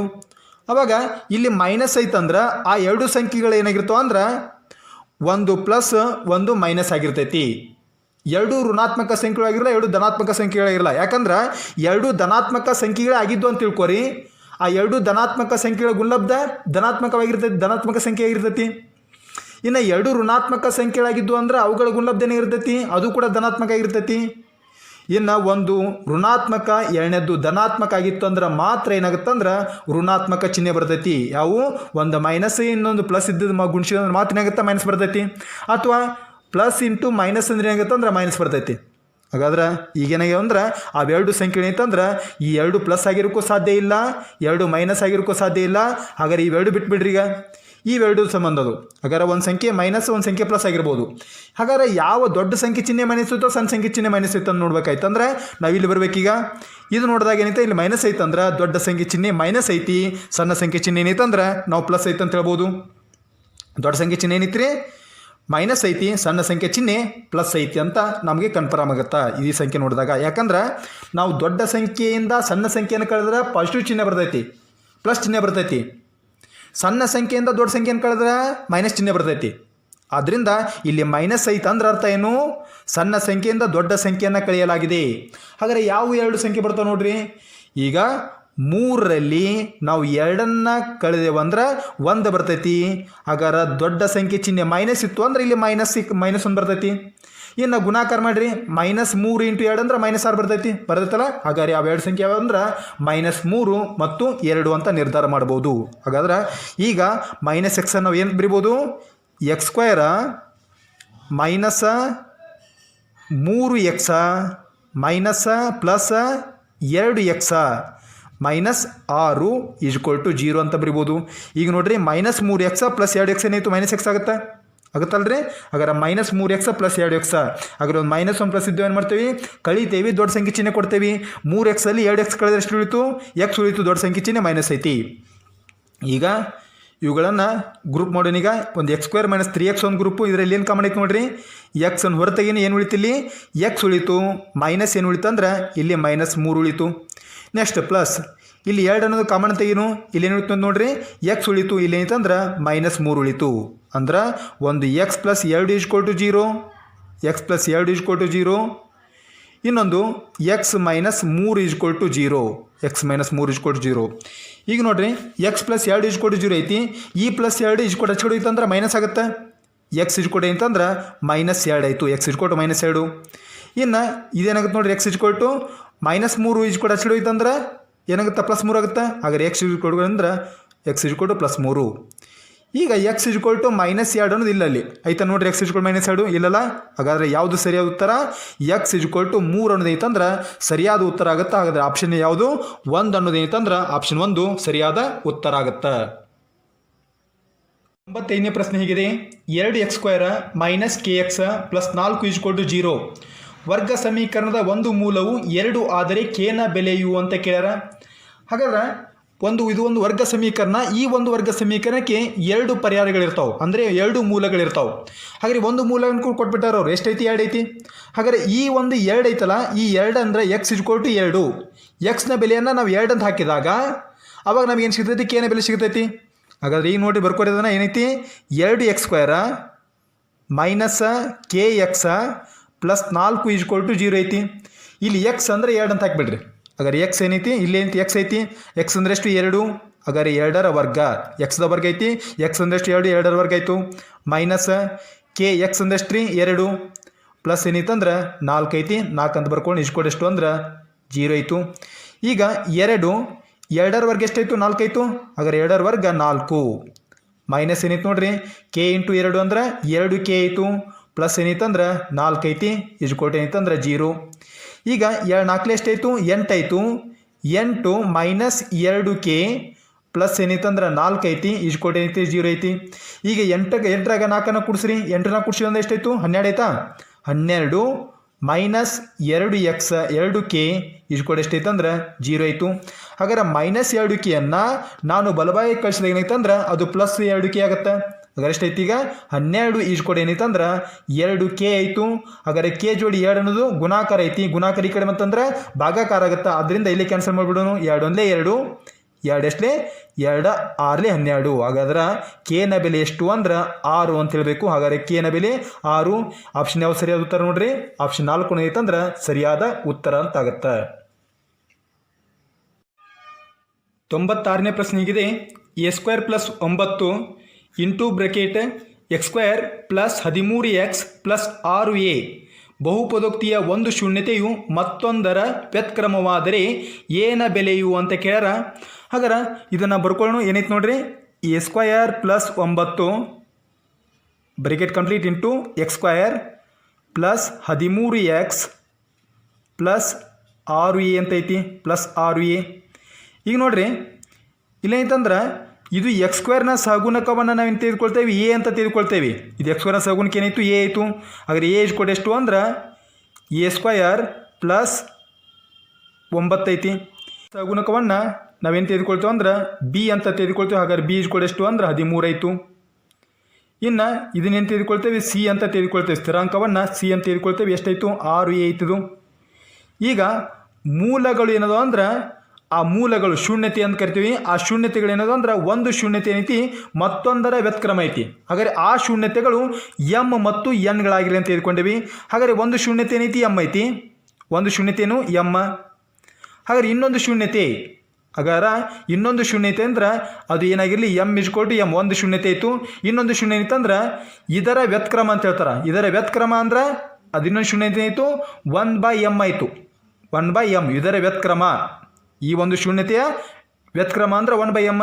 ಒಂದು ಶೂನ್ಯತೆ m ಐತಿ, ಹಾಗಾದ್ರೆ ಇನ್ನೊಂದು ಶೂನ್ಯತೆ ಅಂದ್ರೆ ಅದು 1/m ಆಗುತ್ತೆ. ಈಗ ಈ ಶೂನ್ಯತೆಗಳ ಮೊತ್ತ ಒಂದು ಸೂತ್ರ ಐತಿ. ಹಾಗಾದರೆ ಶೂನ್ಯತೆಗಳ ಮೊತ್ತ m + n = -b/a ಐತಿ. ಇನ್ನು ಶೂನ್ಯತೆಗಳ ಗುಣಲಬ್ಧ ಐತಿ. ಹಾಗಾದರೆ ಶೂನ್ಯತೆಗಳ ಗುಣಲಬ್ಧ m n ಅಂತ ಬರೀತೀವಿ. ಶೂನ್ಯತೆಗಳ ಗುಣಲಬ್ಧ ಎಷ್ಟು ಅಂದ್ರೆ c/a ಅಂತ ಐತಿ, c/a. ಹಾಗಾದ್ರೆ ಇದು ಏನೈತಿ, ಶೂನ್ಯತೆಗಳ ಗುಣಲಬ್ಧ. ಹಾಗಾದ್ರೆ ಒಂದು ಶೂನ್ಯತೆ m ಐತಿ, ಇನ್ನೊಂದು ಶೂನ್ಯತೆ m n. ಹಾಗಾದ್ರೆ ಒಂದು ಶೂನ್ಯತೆ ಎಮ್ ಇದ್ದಿದ್ದು ಎಮ್ ಅಂತ ಬರ್ಕೊಳ್ಳೋಣ. ಇನ್ನೊಂದು ಶೂನ್ಯತೆ ನೋಡ್ರಿ ಎನ್ ಅಂತ ಐತಿ. ಹಾಗಾದ್ರೆ ಎನ್ ಅಂದರೆ ಎಷ್ಟು? 1/m ಏನೈತಿ? 1/m 1/m = ಹಾಗಾದ್ರೆ ಸಿ ಅಂದ್ರೆ ಎಷ್ಟೈತಿ ನೋಡ್ರಿ? ಸಿ ಅಂದ್ರೆ 6a ಐತಿ. ಸಿ ಅಂದ್ರೆ 6a ಡಿವೈಡೆಡ್ ಬೈ ಎ ಅಂದ್ರೆ ಎಷ್ಟೈತಿ ನೋಡ್ರಿ? a² + 9 ಐತಿ. a² + 9. ಈಗ ನೋಡ್ರಿ ಹಾಗಾದ್ರೆ ಈ ಎಮ್ಮ ಕ್ಯಾನ್ಸಲ್ ಆಯಿತು. ಹಾಗಾದ್ರೆ a² + 9 × 1 ಅಂದ್ರೆ a² + 9 = ಎಷ್ಟು ಅಂದ್ರೆ 6a ಆಯಿತು. = 6a. ಈಗ ನೋಡ್ರಿ 6a ಜೋ ಏನೈತಂದ್ರೆ ಇದು +6a ಐತಿ. +6a ಈ ಕಡೆ ಬಂತಂದ್ರೆ -6a ಆಗುತ್ತೆ. ಅವಾಗ ಏನಾಯಿತು? a² - 6a + 9 ಏನೈತಂದ್ರೆ ಈಚೆ ಕಡೆ ಏನೂ ಇಲ್ಲ ಅಂದ್ರೆ ಏನಿರ್ತೈತಿ? 0 ಇರ್ತೈತಿ. ಈಗ ನೋಡ್ರಿ ಏನಂತಂದ್ರೆ ಒಂದು ವರ್ಗ ಸಮೀಕರಣ ಸಿಕ್ತು. ಈ ಒಂದು ವರ್ಗ ಸಮೀಕರಣ ಬಿಡಿಸೋಣ ಈಗ. ಹಾಗಾದ್ರೆ ಯಾವ ಒಂದು 2 ಸಂಖ್ಯೆ ಅದಾವು, ಆ 2 ಸಂಖ್ಯೆ ಗುಣಾಕಾರ ಮಾಡಿ ಎಷ್ಟೈತಂದ್ರೆ +9 ಆಗಬೇಕು. ಇನ್ನು ಕೂಡ್ಸಿದೀವಿ ಕಳೆದು ಅಂದ್ರೆ ಏನು ಬೇಕಂತಂದ್ರೆ ಅದು -6a ಆಗಬೇಕು. ಹಾಗಾದ್ರೆ ಯಾವ 2 ಸಂಖ್ಯೆಗಳು ನೋಡ್ರಿ ಇಲ್ಲಿ ಐತಂದ್ರೆ ಪ್ಲಸ್ ಐತಂದ್ರೆ ಅವು 2 ಸಂಖ್ಯೆ ಏನದಾವ ಅಂದ್ರೆ ಪ್ಲಸ್ ಆದರೂ ಇರ್ಬೋದು ಒಂದು, 2 ಸಂಖ್ಯೆ ಏನಿರ್ಬೋದು ಪ್ಲಸ್ ಆದರೂ ಇರ್ಬೋದು ಒಂದು, ಅಥವಾ 2 ಸಂಖ್ಯೆ ಏನಿರ್ಬೋದು ಅಂದ್ರೆ ಮೈನಸ್ ಆದರೂ ಇರ್ಬೋದು ಒಂದು. ಹಾಗಾದ್ರೆ 1 + 1 - ಆಗಿರೋಕ್ಕೆ ಸಾಧ್ಯ ಇಲ್ಲ. ಯಾಕೆ ಸಾಧ್ಯ ಇಲ್ಲ ಅಂದ್ರೆ ಇಲ್ಲೇನಿತ್ತು 1 + 1 - ಆಗಿತ್ತಂದ್ರೆ ಏನಿತ್ತಂದ್ರೆ ಅವೇನಾಗಿರ್ತಾವೆ? ಋಣಾತ್ಮಕ ಸಂಖ್ಯೆ ಇರ್ತಾವೆ. ಅಂದ್ರೆ ಪ್ಲಸ್ ಇಂಟು ಪ್ಲಸ್ ಪ್ಲಸ್ ಆಗುತ್ತಾ, minus into minus plus, minus into plus ಏನಾಗುತ್ತಾ? ಮೈನಸ್ ಆಗುತ್ತಾ, ಪ್ಲಸ್ ಇಂಟು ಮೈನಸ್ ಮೈನಸ್ ಆಗುತ್ತಾ. ಆದರೆ ಇಲ್ಲಿರೋದು +9. ಹಾಗಾದ್ರೆ ಅದೇನಿತ್ತಂದ್ರೆ ಧನಾತ್ಮಕ ಸಂಖ್ಯೆ ಹೊರತಾಗಿ ಋಣಾತ್ಮಕ ಸಂಖ್ಯೆ ಇಲ್ಲ ಅಂದ್ರೆ ಇವೆರಡು ಸಾಧ್ಯತೆಗಳು ಆಯ್ಕೆ ಸಾಧ್ಯ ಇಲ್ಲ ಅಂತ ತೆಗೆದುಬಿಡೋಣ. ಇನ್ನು ಏನಾಗ್ಯವು 2 ಸಂಖ್ಯೆ ಪ್ಲಸ್ ಆದರೂ ಇರ್ಬೋದು, 2 ಸಂಖ್ಯೆ ಮೈನಸ್ ಆಗಿರ್ಬೋದು. ಈಗ ಏನು ಮಾಡ್ಯಾರ ಅಂದ್ರೆ 2 ಸಂಖ್ಯೆ ಪ್ಲಸ್ ಆದರೂ ಕೂಡಿಸಿರ್ತಾರೆ, 2 ಸಂಖ್ಯೆ ಮೈನಸ್ ಆದರೂ ಕೂಡಿಸಿರ್ತಾರೆ. ಹಾಗಾದ್ರೆ ಕೂಡಿಸಿದಾಗ ಎಷ್ಟಾಗಿತ್ತಂದ್ರೆ -6 ಆಗೈತಂದ್ರೆ ಇಲ್ಲಿ ಮೈನಸ್ ಯಾವಾಗ ಬರ್ತೈತಿ? 2 ಮೈನಸ್ ಇದ್ದಿದ್ದು ಕೂಡಿಸಿದ್ರೆ ಅಂದ್ರೆ ಮಾತ್ರ -6 ಬರ್ತೈತಿ. ಹಾಗಾದ್ರೆ 2 ಏನದು ಅಂದ್ರೆ ಋಣಾತ್ಮಕ ಸಂಖ್ಯೆಗಳದಾವು. ಹಾಗಾದ್ರೆ ಯಾವ 2 ಋಣಾತ್ಮಕ ಸಂಖ್ಯೆಗಳು ಕೂಡಿಸಿದ್ರು 9 ಆಗುತ್ತೆ, 6 ಆಗುತ್ತೆ ನೋಡ್ರಿ. ಹಾಗಾದ್ರೆ -3 ಕೂಡಿಸಿದ್ವಿ ಅಂದ್ರೆ ಅದು -6 ಆಗುತ್ತೆ. -3 × -3 ಅಂದ್ರೆ +9 ಆಗುತ್ತೆ. ಹಾಗಾದ್ರೆ ಬರಿಬೋದಲ್ರಿ? ಏನು ಬರಿಬೋದು ಅದನ್ನು?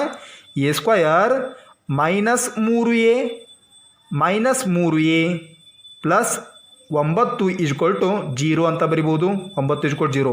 ಈಗ ನೋಡ್ರಿ -3a ಕೂಡಿಸಿದ್ರೆ -6a ಆಯಿತು. ಇನ್ನು 3 3 ಎಷ್ಟಾಯಿತು? 9 ಆಯಿತು.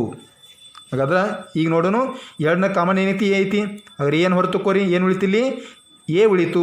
ಮೈನಸ್ ಏನೈತೆ ಅಂದ್ರೆ 3 ಉಳಿತು. ನೆಕ್ಸ್ಟ್ ಇಲ್ಲಿ -3 ತೆಗೆದುಕೊಳ್ರಿ. ಇಲ್ಲಿ ಏನಾಗುತ್ತೆ? ಎ ಉಳಿತೈತಿ, ಇಲ್ಲಿ -3 ಉಳಿತು. ಹಾಗಾದ್ರೆ = 0. ಒಂದು a - 3 = 2 ಅದಾವಲ್ಲ, 1 ತೆಗೆದುಕೊಳ್ರಿ. a - 3 = 0. ಇನ್ನೊಂದು a - 3 = 0. ಹಾಗಾದ್ರೆ a = ಎಷ್ಟಾಯಿತು? -3 ಅಚ್ಚುಕಡೆ ಕಳಿಸೋದೇನಾಯಿತು? +3 ಆಗುತ್ತೆ. ಹಾಗಾದ್ರೆ ಎನ ಬೆಲೆ ಎಷ್ಟು ಅಂದ್ರೆ +3. ಹಾಗಾದರೆ ಸರಿಯಾದ ಉತ್ತರ ಯಾವುದಂದ್ರೆ ಆಪ್ಷನ್ ಎ ಅನ್ನೋದು ಏನಂತಂದ್ರೆ ಸರಿಯಾದ ಉತ್ತರ ಆಗುತ್ತೆ. ಆಪ್ಷನ್ ಎ ಅನ್ನೋದು ಸರಿಯಾದ ಉತ್ತರ ಅಂತ ಹೇಳ್ಬೋದು. 97ನೇ ಪ್ರಶ್ನೆಗಿದೆ. ಒಂದು ಸ್ತಂಭಾಕೃತಿಯ ಪಾದದ ವಿಸ್ತೀರ್ಣ 44 cm² ಮತ್ತು ಎತ್ತರ 10 cm ಇದೆ. ಇದರ ಘನಫಲ ಅಂತ ಕೇಳ್ಯಾರ. ಹಾಗಾದ್ರೆ ಈ ಸ್ತಂಭಾಕೃತಿಯ ಪಾದದ ವಿಸ್ತೀರ್ಣ 44 cm ಕೊಟ್ಟಾರ. ಹಾಗಾದ್ರೆ ಪಾದದ ವಿಸ್ತೀರ್ಣ ಅಂದ್ರೆ πr². ಪಾದ ವಿಸ್ತೀರ್ಣ ಅಂದ್ರೆ πr² ಎಷ್ಟು ಕೊಟ್ಟಾರ ರೀ? 44 cm² ಕೊಟ್ರ. 44 cm². ಇನ್ನು ಎತ್ತರ h = ಎಷ್ಟು ಕೊಟ್ರ ಅಂದ್ರೆ 10 cm ಕೊಟ್ರ. ಇದೇನೈತಂದ್ರೆ ಎತ್ತರ. ಹಾಗಾದ್ರೆ ಒಂದು ಸ್ತಂಭಾಕೃತಿಯ ಘನಫಲ. ಹಾಗಾದ್ರೆ ಸ್ತಂಭಾಕೃತಿಯ ಘನಫಲ ಏನೈತಂದ್ರೆ ಸ್ತಂಭಾಕೃತಿಯ ಘನಫಲ ಒಂದು ಸೂತ್ರ ಬರ್ತೈತಿ. ಏನೈತಿ? πr²h ಅಂತೇಳಿ. ಸ್ತಂಭಾಕೃತಿಯ ಘನಫಲ ಏನೈತಿ? πr²h ಅಂತ ಬರ್ತೈತಿ. ಹಾಗಾದ್ರೆ πr² ಕೊಟ್ಟಾರ. ಪಾದ ವಿಸ್ತೀರ್ಣ ಎಷ್ಟು? 44 cm² ಐತಿ. ಹಾಗಾದ್ರೆ ಬರೀರಿ πr² ಅಂದ್ರೆ 44 cm². ಇಂಟು ಎತ್ತರ ಎಷ್ಟೈತೆ ನೋಡ್ರಿ? ಎತ್ತರ ಎಷ್ಟೈತೆ? 10 cm ಐತೆ. ಹಾಗಾದ್ರೆ h = ಎಷ್ಟಾಯಿತು? 10 cm ಆಯಿತು. ಹಾಗಾದ್ರೆ 44 × 10 ಅಂದ್ರೆ 440 cm³ ಆಗುತ್ತೆ. ಹಾಗಾದರೆ ಘನಫಲನ ನಾವು ಕ್ಯೂಬ್ ಅಂತ ಇದ್ದೀವಿ. ಹಾಗಾದ್ರೆ ಘನಫಲವನ್ನು ನಾವು ಕ್ಯೂಬ್ನಲ್ಲಿ ಸೂಚಿಸ್ತೇವೆ. ಹಾಗಾದ್ರೆ ಎಷ್ಟಾಯಿತು? 440 cm³ ಆಯಿತು. ಹಾಗಾದ್ರೆ ಆಪ್ಷನ್ ಯಾವ್ದು ನೋಡ್ರಿ? 4 ಅನ್ನೋದು ಐತಂದ್ರೆ ಸರಿಯಾದ ಉತ್ತರ ಆಗಿರ್ತೈತಿ. ಆಪ್ಷನ್ 4 ಅನ್ನೋದು ಸರಿಯಾದ ಉತ್ತರ. 28ನೇ ಪ್ರಶ್ನೆ ಹೇಗಿದೆ. ಒಂದು ಘನಗೋಳ ಮತ್ತು ಘನ ಅರ್ಧಗೋಳದ ಪೂರ್ಣ ಮೇಲ್ಮೈ ವಿಸ್ತೀರ್ಣಗಳು ಸಮವಾಗಿವೆ. ಅವುಗಳ ತ್ರಿಜ್ಯಗಳ ನಡುವಿನ ಅನುಪಾತ ಕೇಳ್ಯಾರ. ಹಾಗಾದ್ರೆ ಒಂದು ಘನ ಗೋಳ ಐತಿ, ಇನ್ನೊಂದು ಏನಂತಂದ್ರೆ ಒಂದು ಘನ ಅರ್ಧ ಗೋಳ ಐತಿ. ಎರಡರದು ಪೂರ್ಣ ಮೇಲ್ವಿಸ್ತೀರ್ಣ ಸಮ ಅದಾವು. ಅವುಗಳ ತ್ರಿಜ್ಯಗಳ ನಡುವಿನ ಅನುಪಾತ ಎಷ್ಟಿರ್ತೈತೆ ಅಂತ ಕೇಳ್ತಾರೆ ಅವರು. ಹಾಗಾದ್ರೆ ಈ ಘನ ಗೋಳ ಅಂದ್ರೇನು, ಒಂದು ಘನ ಅರ್ಧ ಗೋಳ ಅಂದ್ರೇನು ಗೊತ್ತಿರಬೇಕಾಗತ್ತೆ ನಮ್ಗೆ. ಇಲ್ಲಿ ನೋಡ್ರಿ, ಇಲ್ಲಿ ಘನಗೋಳ ಅಂದ್ರೆ ಯಾವುದು ಅಂದ್ರೆ ಇದು ಒಂದು ಘನಗೋಳ ಅಂತ ಕರಿತೇವೆ, ಇದು ಘನಗೋಳ. ಹಾಗಾದ್ರೆ ಘನಗೋಳದ ಪೂರ್ಣ ಮೇಲ್ವಿಸ್ತೀರ್ಣ ಒಂದೇ ಬರುತ್ತೆ, ಇನ್ನು ಪಾರ್ಶ್ವ ಮೇಲ್ವಿಸ್ತೀರ್ಣ ಕೂಡ ಏನಾಗುತ್ತೆ ಒಂದೇ ಆಗುತ್ತೆ. ಹಾಗಾದ್ರೆ ಇದರ ಪೂರ್ಣ ಮೇಲ್ವಿಸ್ತೀರ್ಣ ಪಾರ್ಶ್ವ ಮೇಲ್ವಿಸ್ತೀರ್ಣ ಅಂದ್ರೆ ಏನಂದ್ರೆ ಎಷ್ಟು ಬರ್ತೈತಿ, ಇದು 4πr² ಐತಿ. ಇದರ ಪೂರ್ಣ ಮೇಲ್ವಿಸ್ತೀರ್ಣವು ಕೂಡ 4πr². ಇನ್ನು ಪಾರ್ಶ್ವ ಮೇಲ್ವೆ ಅಂದ್ರೂ ಕೂಡ ಇದೇ ಪಾರ್ಶ್ವ ಮೇಲ್ವೆ ಆಗುತ್ತೆ, ಅದು ಕೂಡ ಏನಾಗುತ್ತೆ ಅಂದ್ರೆ 4πr² ಐತೆ. ಇದು ಪೂರ್ಣ ಮೇಲ್ವೆ, ನಮ್ಗೆ ಬೇಕಾಗಿದ್ದೀಗ ಪೂರ್ಣ ಮೇಲ್ವಿಸ್ತೀರ್ಣ ಇದು ತೆಗೆದುಕೊಳ್ಳೋಣ. ಈಗ ಇನ್ನು ಘನ ಅರ್ಧಗೋಳ ಅಂದ್ರೆ ಈ ಒಂದು ಗೋಳವನ್ನು ಅರ್ಧ ಭಾಗ ಮಾಡಿದ್ವು ಅಂದ್ರೆ ಅದು ಘನ ಅರ್ಧಗೋಳ ಆಗುತ್ತದೆ. ಹಾಗಾದರೆ ಈ ಘನ ಅರ್ಧಗೋಳದ ಪಾರ್ಶ್ವ ಮೇಲ್ವಿಸ್ತೀರ್ಣನೇ ಬೇರೆ, ಪೂರ್ಣ ಮೇಲ್ವಿಸ್ತೀರ್ಣನೇ ಬೇರೆ. ಈ ಭಾಗವನ್ನು ಏನು ಕರಿತೀವಿ ಅಂದ್ರೆ ನಾವೇನು ಕರಿತೀವಿ, ಪಾರ್ಶ್ವ ಮೇಲ್ವಿಸ್ತೀರ್ಣ ಅಂತ ಕರಿತೀವಿ. ಹಾಗಾದರೆ ಪಾರ್ಶ್ವ ಮೇಲ್ವಿಸ್ತೀರ್ಣ ಇದು ಅರ್ಧ ಮಾಡಿರಿ.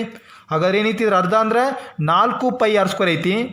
ಈ 4πr² ಅರ್ಧ ಮಾಡಿದ್ವಿ ಅಂದ್ರೆ 2 2 4, ಹಾಗಾದ್ರೆ 2πr² ಆಯಿತು. ಪಾರ್ಶ್ವ ಮೇಲ್ವಿಸ್ತೀರ್ಣ ಎಷ್ಟು ಆಯಿತು ಅಂದ್ರೆ 2πr² ಆಯಿತು. ಹಾಗಾದರೆ ಅವ್ರು ಕೇಳಿದ್ದೇನು, ಪೂರ್ಣ ಮೇಲ್ವಿಸ್ತೀರ್ಣ ಅಂದಾರ. ಹಾಗಾದರೆ ಪೂರ್ಣ ಮೇಲ್ವಿಸ್ತೀರ್ಣಕ್ಕೆ ಇದು ಏನೈತಿ, ಒಂದು ವೃತ್ತ ವಿಸ್ತೀರ್ಣ ಬರ್ತೈತಿ. ಹಾಗೆ ವೃತ್ತ ವಿಸ್ತೀರ್ಣ ಐತಿ ಅಂದ್ರೆ πr² ಐತಿ. ಹಾಗಾದ್ರೆ ಇದಕ್ಕೆ ಏನು ಮಾಡೋಣ, πr² ಕೂಡಿಸ್ಬಿಡೋಣ, ಎಷ್ಟಾಗತ್ತದ. ಹಾಗಾದ್ರೆ 2πr² ಪ್ಲಸ್ 1πr² ಕೂಡಿಸಿದಂದ್ರೆ ಎಷ್ಟಾಗತ್ತೆ ರೀ, 3πr² ಆಯಿತು. ಹಾಗಾದ್ರೆ ಈ ಒಂದು ಘನ ಅರ್ಧಗೋಳದ ಪೂರ್ಣ ಮೇಲ್ವಿಸ್ತೀರ್ಣ ಎಷ್ಟು ಅಂದ್ರೆ 3πr². ನೋಡ್ರಿ, ಒಂದು ಘನಗೋಳದ ಪೂರ್ಣ ಮೇಲ್ವಿಸ್ತೀರ್ಣ 4πr² ಆಯಿತು. ಇನ್ನು ಒಂದು ಘನ ಅರ್ಧಗೋಳದ ಪೂರ್ಣ ಮೇಲ್ವಿಸ್ತೀರ್ಣ ಎಷ್ಟು ಅಂದ್ರೆ 3πr² ಆಯಿತು. ಈ ಘನಗೋಳದ ಪೂರ್ಣ ಮೇಲ್ವಿಸ್ತೀರ್ಣ ಬರೀನು, ಘನಗೋಳದ ಪೂರ್ಣ ಮೇಲ್ಮೈ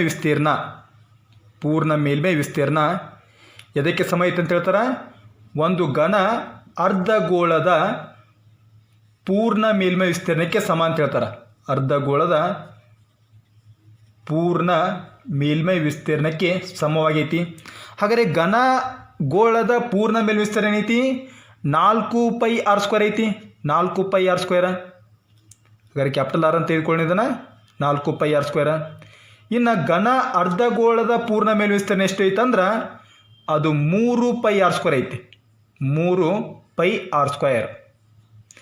ಈಗ ಈ ಪೈ ಕ್ಯಾನ್ಸಲ್ ಮಾಡೋಣ, ಯಾಕಂದ್ರೆ ಈ ಪೈ ಕಡೆ ಬಂತಂದ್ರೆ ಭಾಗಾಕಾರ ಆಗುತ್ತೆ. ಹಾಗಾದ್ರೆ ಪೈ ಏನಾಗ್ತವೆ, ಕ್ಯಾನ್ಸಲ್ ಆಗ್ತಾವೆ. ಏನಾಯ್ತು ನೋಡ್ರಿ, ಈಗ 4r² ಈಜ್ಕೊಡಿ ಅಂತಂದ್ರೆ 3 ಸ್ಮಾಲ್ r² ಐತಿ. ಹಾಗಾದ್ರೆ ಈಗ ಈ r² ಜೋಡಿ 4 ಐತಿ ಅಂದ್ರೆ ಗುಣಾಕಾರ ಐತಿ. ಗುಣಾಕಾರ ಈ ಕಡೆ ಬಂತಂದ್ರೆ ಭಾಗಾಕಾರ ಆಗುತ್ತೆ. ಇನ್ನು ಈ r² ಜೋಡಿ ಏನೈತಂದ್ರೆ ಈ 3r² ಐತಿ. ಹೌದಾ, 3 ಜೋಡಿ r² ಐತಿ. ಈ r² ಏನಂತಂದ್ರೆ ಈ 3 ಜೋಡಿ ಗುಣಾಕಾರ ಐತಿ. ಗುಣಾಕಾರ ಈ ಕಡೆ ಬಂದ್ರೆ ಭಾಗಾಕಾರ ಆಗುತ್ತೆ.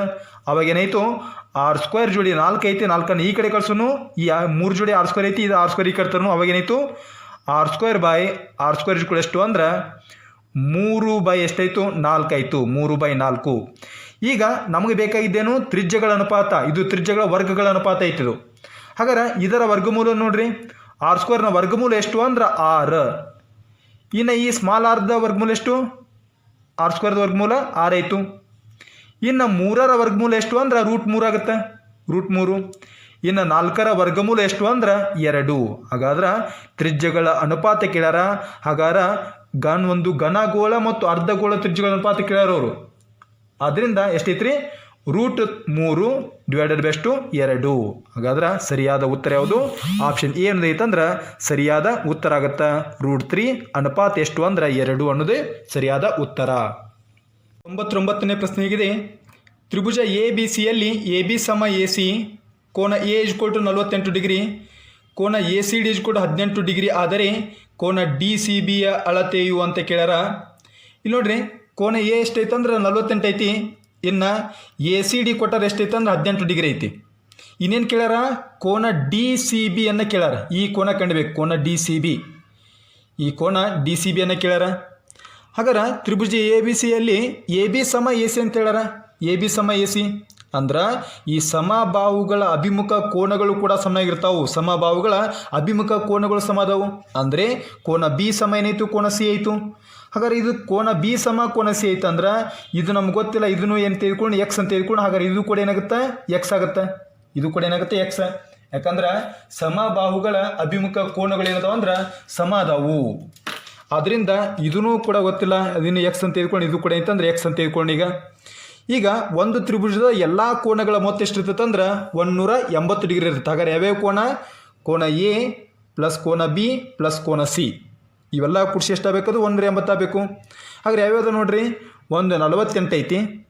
ಹಾಗಾದ್ರೆ ಕೋನ ಎ ಪ್ಲಸ್ ಕೋನ ಬಿ ಪ್ಲಸ್ ಕೋನ ಸಿ ಇಜ್ಕೊಲ್ಟು ಎಷ್ಟು ಅಂದ್ರೆ ಎಷ್ಟು ಡಿಗ್ರಿ ಎಷ್ಟಾಗಬೇಕು, ಇಜ್ಕೊಲ್ಟು 180 ಡಿಗ್ರಿ ಆಗಿರ್ತದೆ. ಎಷ್ಟು 180. ಈಗ ಎ ಅಂದೆಷ್ಟೈತಿ ನೋಡ್ರಿ, 48 ಐತಿ, 48 ಡಿಗ್ರಿ ಪ್ಲಸ್ ಕೋನ ಬಿ ಅಂದೆಷ್ಟು ಎಕ್ಸ್ ಐತಿ ಪ್ಲಸ್ ಕೋನ ಸಿ ಅಂದ್ರೆಷ್ಟು ಅಂದ್ರೆ ಎಕ್ಸ್ ಐತಿ. ಕೋನ ಸಿ ಅಂದ್ರೆ ಎಕ್ಸ್ ಇಜ್ಕೊಲ್ಟು ಎಷ್ಟು ಅಂದ್ರೆ 180 ಇಜ್ಕೊಲ್ಟು 180. ಈಗ ಎಕ್ಸ್ ಪ್ಲಸ್ ಎಕ್ಸ್ ಅನ್ನು ಕೂಡಿಸ್ರೆ ಎಷ್ಟಾಯಿತು, 2x ಆಯಿತು. ಹಾಗಾದ್ರೆ ಈ 2x ಜೋಡಿ ಏನೈತೆ ಅಂದ್ರೆ ಪ್ಲಸ್ 48 ಐತಿ. 48ನ್ನು ಇಜ್ಕೊಲ್ಟು ಹಚ್ಕಡೆ ಹೋದ್ರೆ ಏನಾಗುತ್ತೆ, ಅದು ಮೈನಸ್ ಆಗುತ್ತೆ. ಆದ್ರೆ 2x ಇಜ್ಕೊಲ್ಟು ಎಷ್ಟಾಯಿತು, 180 ಮೈನಸ್ 48 2x ಇಜ್ಕೊಲ್ಟು 180ರಲ್ಲಿ 48ನ್ನು ಕಳೀರಿ. ಹಾಗಾದರೆ 180ರಲ್ಲಿ 48ನ್ನು ಕಳೆದು ಒಂದೆಷ್ಟು ಬಂತು, 132 ಆಯಿತು. ಎಷ್ಟಾಯಿತು, 132. ಹಾಗಾದ್ರೆ ಎಕ್ಸ್ ಜೋಡಿ 2 ಅನ್ನೋದು ಐತಂದ್ರೆ ಗುಣಾಕಾರ ಐತಿ, ಗುಣಾಕಾರ ಇದು ಇಜ್ಕೊಲ್ಟು ಇಚ್ಕಡೆ ಬಂತಂದ್ರೆ ಭಾಗಾಕಾರ ಆಗುತ್ತೆ. ಹಾಗಾದರೆ ಎಕ್ಸ್ ಇಜ್ಕೊಲ್ಟು ಎಷ್ಟು ಅಂದ್ರೆ 132 ಬೈ ಎಷ್ಟು ರೀ, ಬೈ 2. ಹಾಗಾದರೆ 2 ಒಂದಲೇ 2, 2 6 12, 1 ಉಳಿತು. ನೆಕ್ಸ್ಟ್ 2 6 12. ಹಾಗಾದ್ರೆ ಎಕ್ಸ್ ಇಜ್ಕೊಲ್ಟು ಎಷ್ಟು ಅಂದ್ರೆ 66 ಐತಿ. ಎಕ್ಸ್ ಇಜ್ಕೊಲ್ಟು 66. ಹಾಗಾದರೆ ನಮಗೆ ಬೇಕಾಗಿರೋ ಕೋನ ಯಾವುದಂದ್ರೆ ಕೋನ D C B.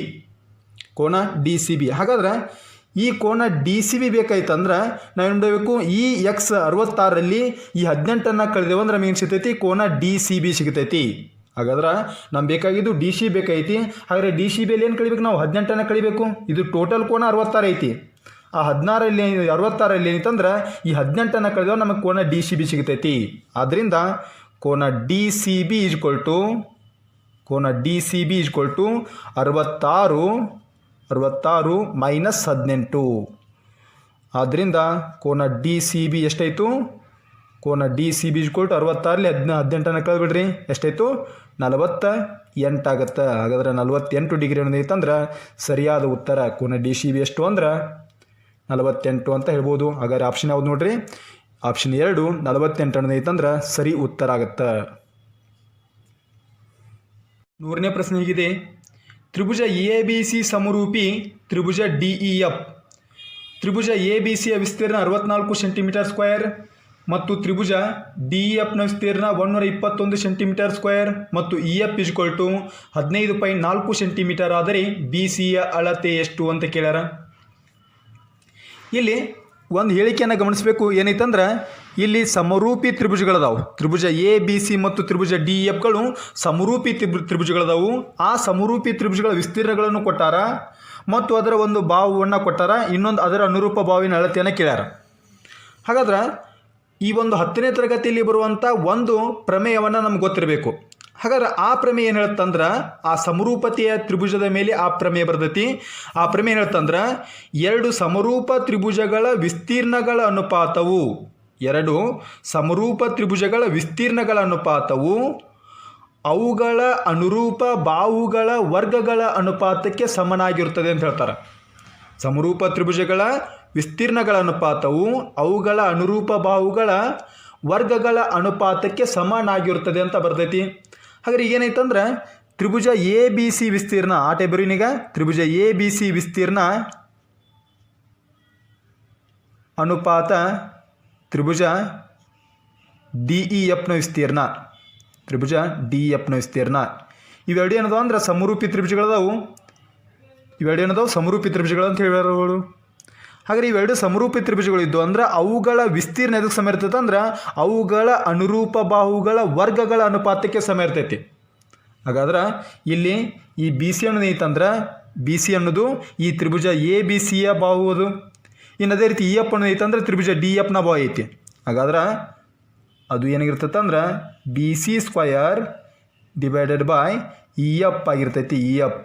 E F square ಅಂದ್ರೆ ಸಮರೂಪ ತ್ರಿಭುಜಗಳ ವಿಸ್ತೀರ್ಣಗಳ ಅನುಪಾತವು ಅವುಗಳ ಅನುರೂಪ ಬಾಹುಗಳ ವರ್ಗಗಳ ಅನುಪಾತಕ್ಕೆ ಸಮನಾಗಿರ್ತೈತಿ. ಈಗ ನೋಡ್ರಿ ಇಲ್ಲಿ B C by E F ಐತಿ, ಹೌದಾ? ಇದನ್ನೇನು ಮಾಡ್ಕೋಬೋದು, B C by E F square ಅಂತ ಕೂಡ ಬರೀಬೋದು, B C by E F whole square ಅಂತ ಬರೀಬೋದು. ಈ ಟೈಪ್ ಬರ್ಕೊಂಡು ಇದನ್ನು B C by E F whole square. ಈಗ ತ್ರಿಭುಜ ಎ ಬಿ ಸಿ ವಿಸ್ತೀರ್ಣ ಎಷ್ಟು ಕೊಟ್ಟಾರ ನೋಡ್ರಿ, 64 ಸೆಂಟಿಮೀಟರ್ ಐತಿ. ಹಾಗಾದ್ರೆ ಬರ್ಕೊಳ್ಳೋಣ ಎಷ್ಟೈತಿ, 64 ಸೆಂಟಿಮೀಟರ್ ಸ್ಕ್ವಯರ್. ಇನ್ನು ಡಿ ಎಫ್ ಎಷ್ಟೈತಿ ನೋಡ್ರಿ, 121 ಐತಿ, 121 ಸೆಂಟಿಮೀಟರ್ ಸ್ಕ್ವಯರ್ ಈಜ್ಕೊಲ್ ಟು ಎಷ್ಟೈತೆ ಅಂದ್ರೆ ಬಿ ಸಿ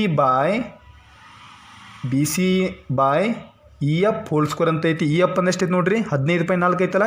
ಹಾಗಾದ್ರೆ ಇ ಎಫ್ ಅಂದ್ರೆ ಬರ್ಕೊಳ್ಳೋಣ 15.4 ಹೋಲ್ ಸ್ಕ್ವಯರ್.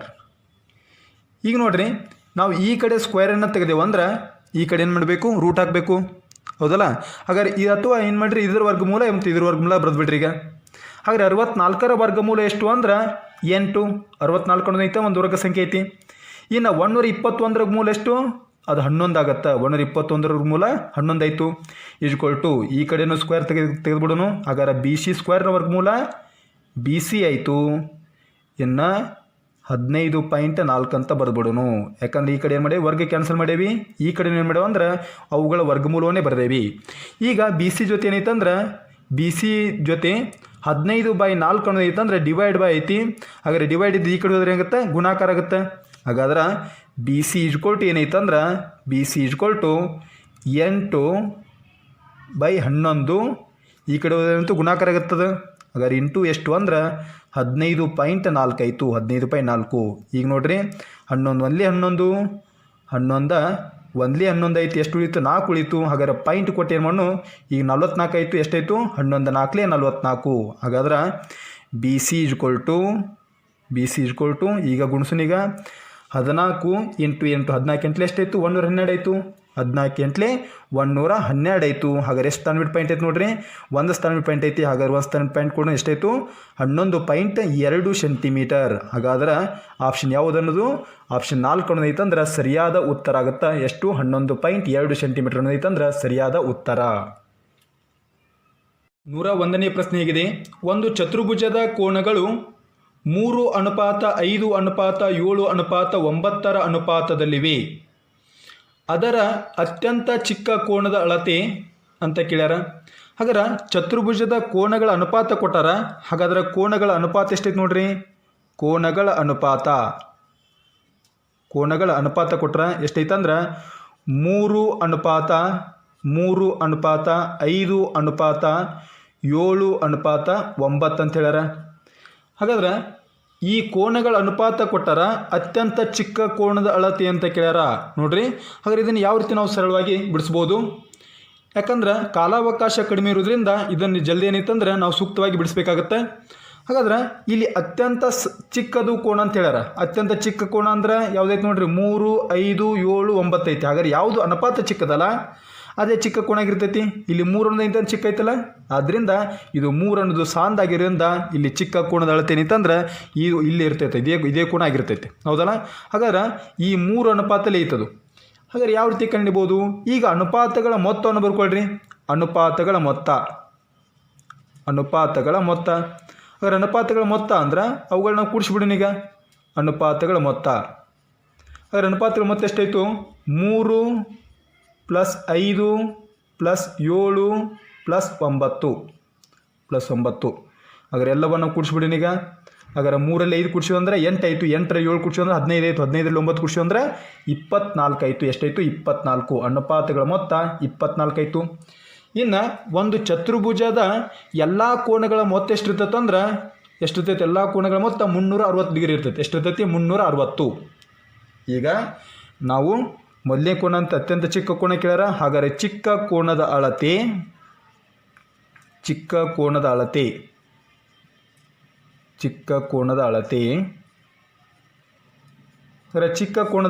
ಅನುಪಾತಗಳ ಮೊತ್ತ ಎಷ್ಟೈತಿ, 24 ಐತಿ. ಆ 24ರಲ್ಲಿ 3 ಭಾಗ ಏನೈತಂದ್ರೆ ಅದು ಚಿಕ್ಕ ಕೋನದ ಅಳತೆ ಐತಿ. ಹಾಗಾದ್ರೆ 24ರಲ್ಲಿ 3 ಭಾಗ ಚಿಕ್ಕ ಕೋನ. ಈಗ ಇಂಟು ಎಷ್ಟು ಅಂದ್ರೆ ಎಲ್ಲ ತ್ರಿಭುಜದ ಏನೈತಂದ್ರೆ ಎಲ್ಲ ಚತುರ್ಭುಜದ ಎಲ್ಲ ಕೋನಗಳು ಮತ್ತೆಷ್ಟು 360 ಡಿಗ್ರಿ ಇರ್ತದೆ. 360 ಇದು ಚತುರ್ಭುಜ ಎಲ್ಲ ಕೋನಗಳು. ಆ ಚತುರ್ಭುಜದ ಎಲ್ಲ ಕೋನಗಳ ಮೊತ್ತ 360 ಐತಿ. ಆ 360ರಲ್ಲಿ 24ರಲ್ಲಿ 3 ಏನೈತಂದ್ರೆ ಚಿಕ್ಕ ಕೋನದ ಅಳತೆ ಐತಿ. ಈಗ ಕ್ಯಾನ್ಸಲ್ ಆಗುತ್ತೆ ನೋಡ್ರಿ. ಈಗ 3 1 3 3 8 24 ಆಯಿತು. ಹಾಗಾದ್ರೆ 8 1 8 8 8 4 ಎಷ್ಟೈತಂದ್ರೆ 32 ಆಯಿತು. ಹಾಗಾದ್ರೆ ಮತ್ತೆಷ್ಟು ಉಳಿತು? 4 ಉಳಿತು. 8 5 40. ಹಾಗಾದ್ರೆ ಎಷ್ಟಾಯಿತು? ಈ 45 ಐತಂದ್ರೆ ಅತ್ಯಂತ ಚಿಕ್ಕ ಕೋನದ ಅಳತೆ ಆಗುತ್ತೆ. ಹಾಗಾದ್ರೆ 45 ಯಾವ್ದು ನೋಡ್ರಿ? ಆಪ್ಷನ್ 1 ಅನ್ನೋದು ಐತಂದ್ರೆ ಸರಿಯಾದ ಉತ್ತರ ಅಂತ ಹೇಳ್ಬೋದು. ಹಾಗಾದ್ರೆ ಚಿಕ್ಕ ಕೋನದ ಅಳತೆ 45 ಡಿಗ್ರಿ. 107ನೇ ಪ್ರಶ್ನೆಗಿದೆ. ಡಿ ಇ ಮತ್ತು ಎಫ್ಗಳು ತ್ರಿಭುಜ ಎ ಬಿ ಸಿಯ ಬಿ ಸಿ ಸಿ ಎ ಮತ್ತು ಎ ಬಿಯ ಮಧ್ಯ ಬಿಂದುಗಳಾದರೆ ತ್ರಿಭುಜ ಎ ಬಿ ಸಿ ಮತ್ತು ತ್ರಿಭುಜ ಡಿ ಇ ಎಫ್ಗಳ ಅನುಪಾತ ಅಂತ ಕೇಳ್ಯಾರ. ಡಿ ಎಫ್ಗಳ ಅನುಪಾತ ಇವು ತ್ರಿಭುಜ ಎ ಬಿ ಸಿ ಮತ್ತು ತ್ರಿಭುಜ ಡಿ ಇ ಎಫ್ಗಳ ಅನುಪಾತ ಕೇಳ್ಯಾರ. ಇಲ್ಲೇಂತಂದ್ರೆ ಒಂದು ತ್ರಿಭುಜ ಎ ಬಿ ಸಿ ಐತಿ. ರಫ್ ಒಂದು ಡೈಗ್ರಾಮ್ ಹಾಕೊಂಬಿಡೋಣ. ಈಗ ಇದೈತಿ ಎ ಬಿ ಸಿ ಐತಿ.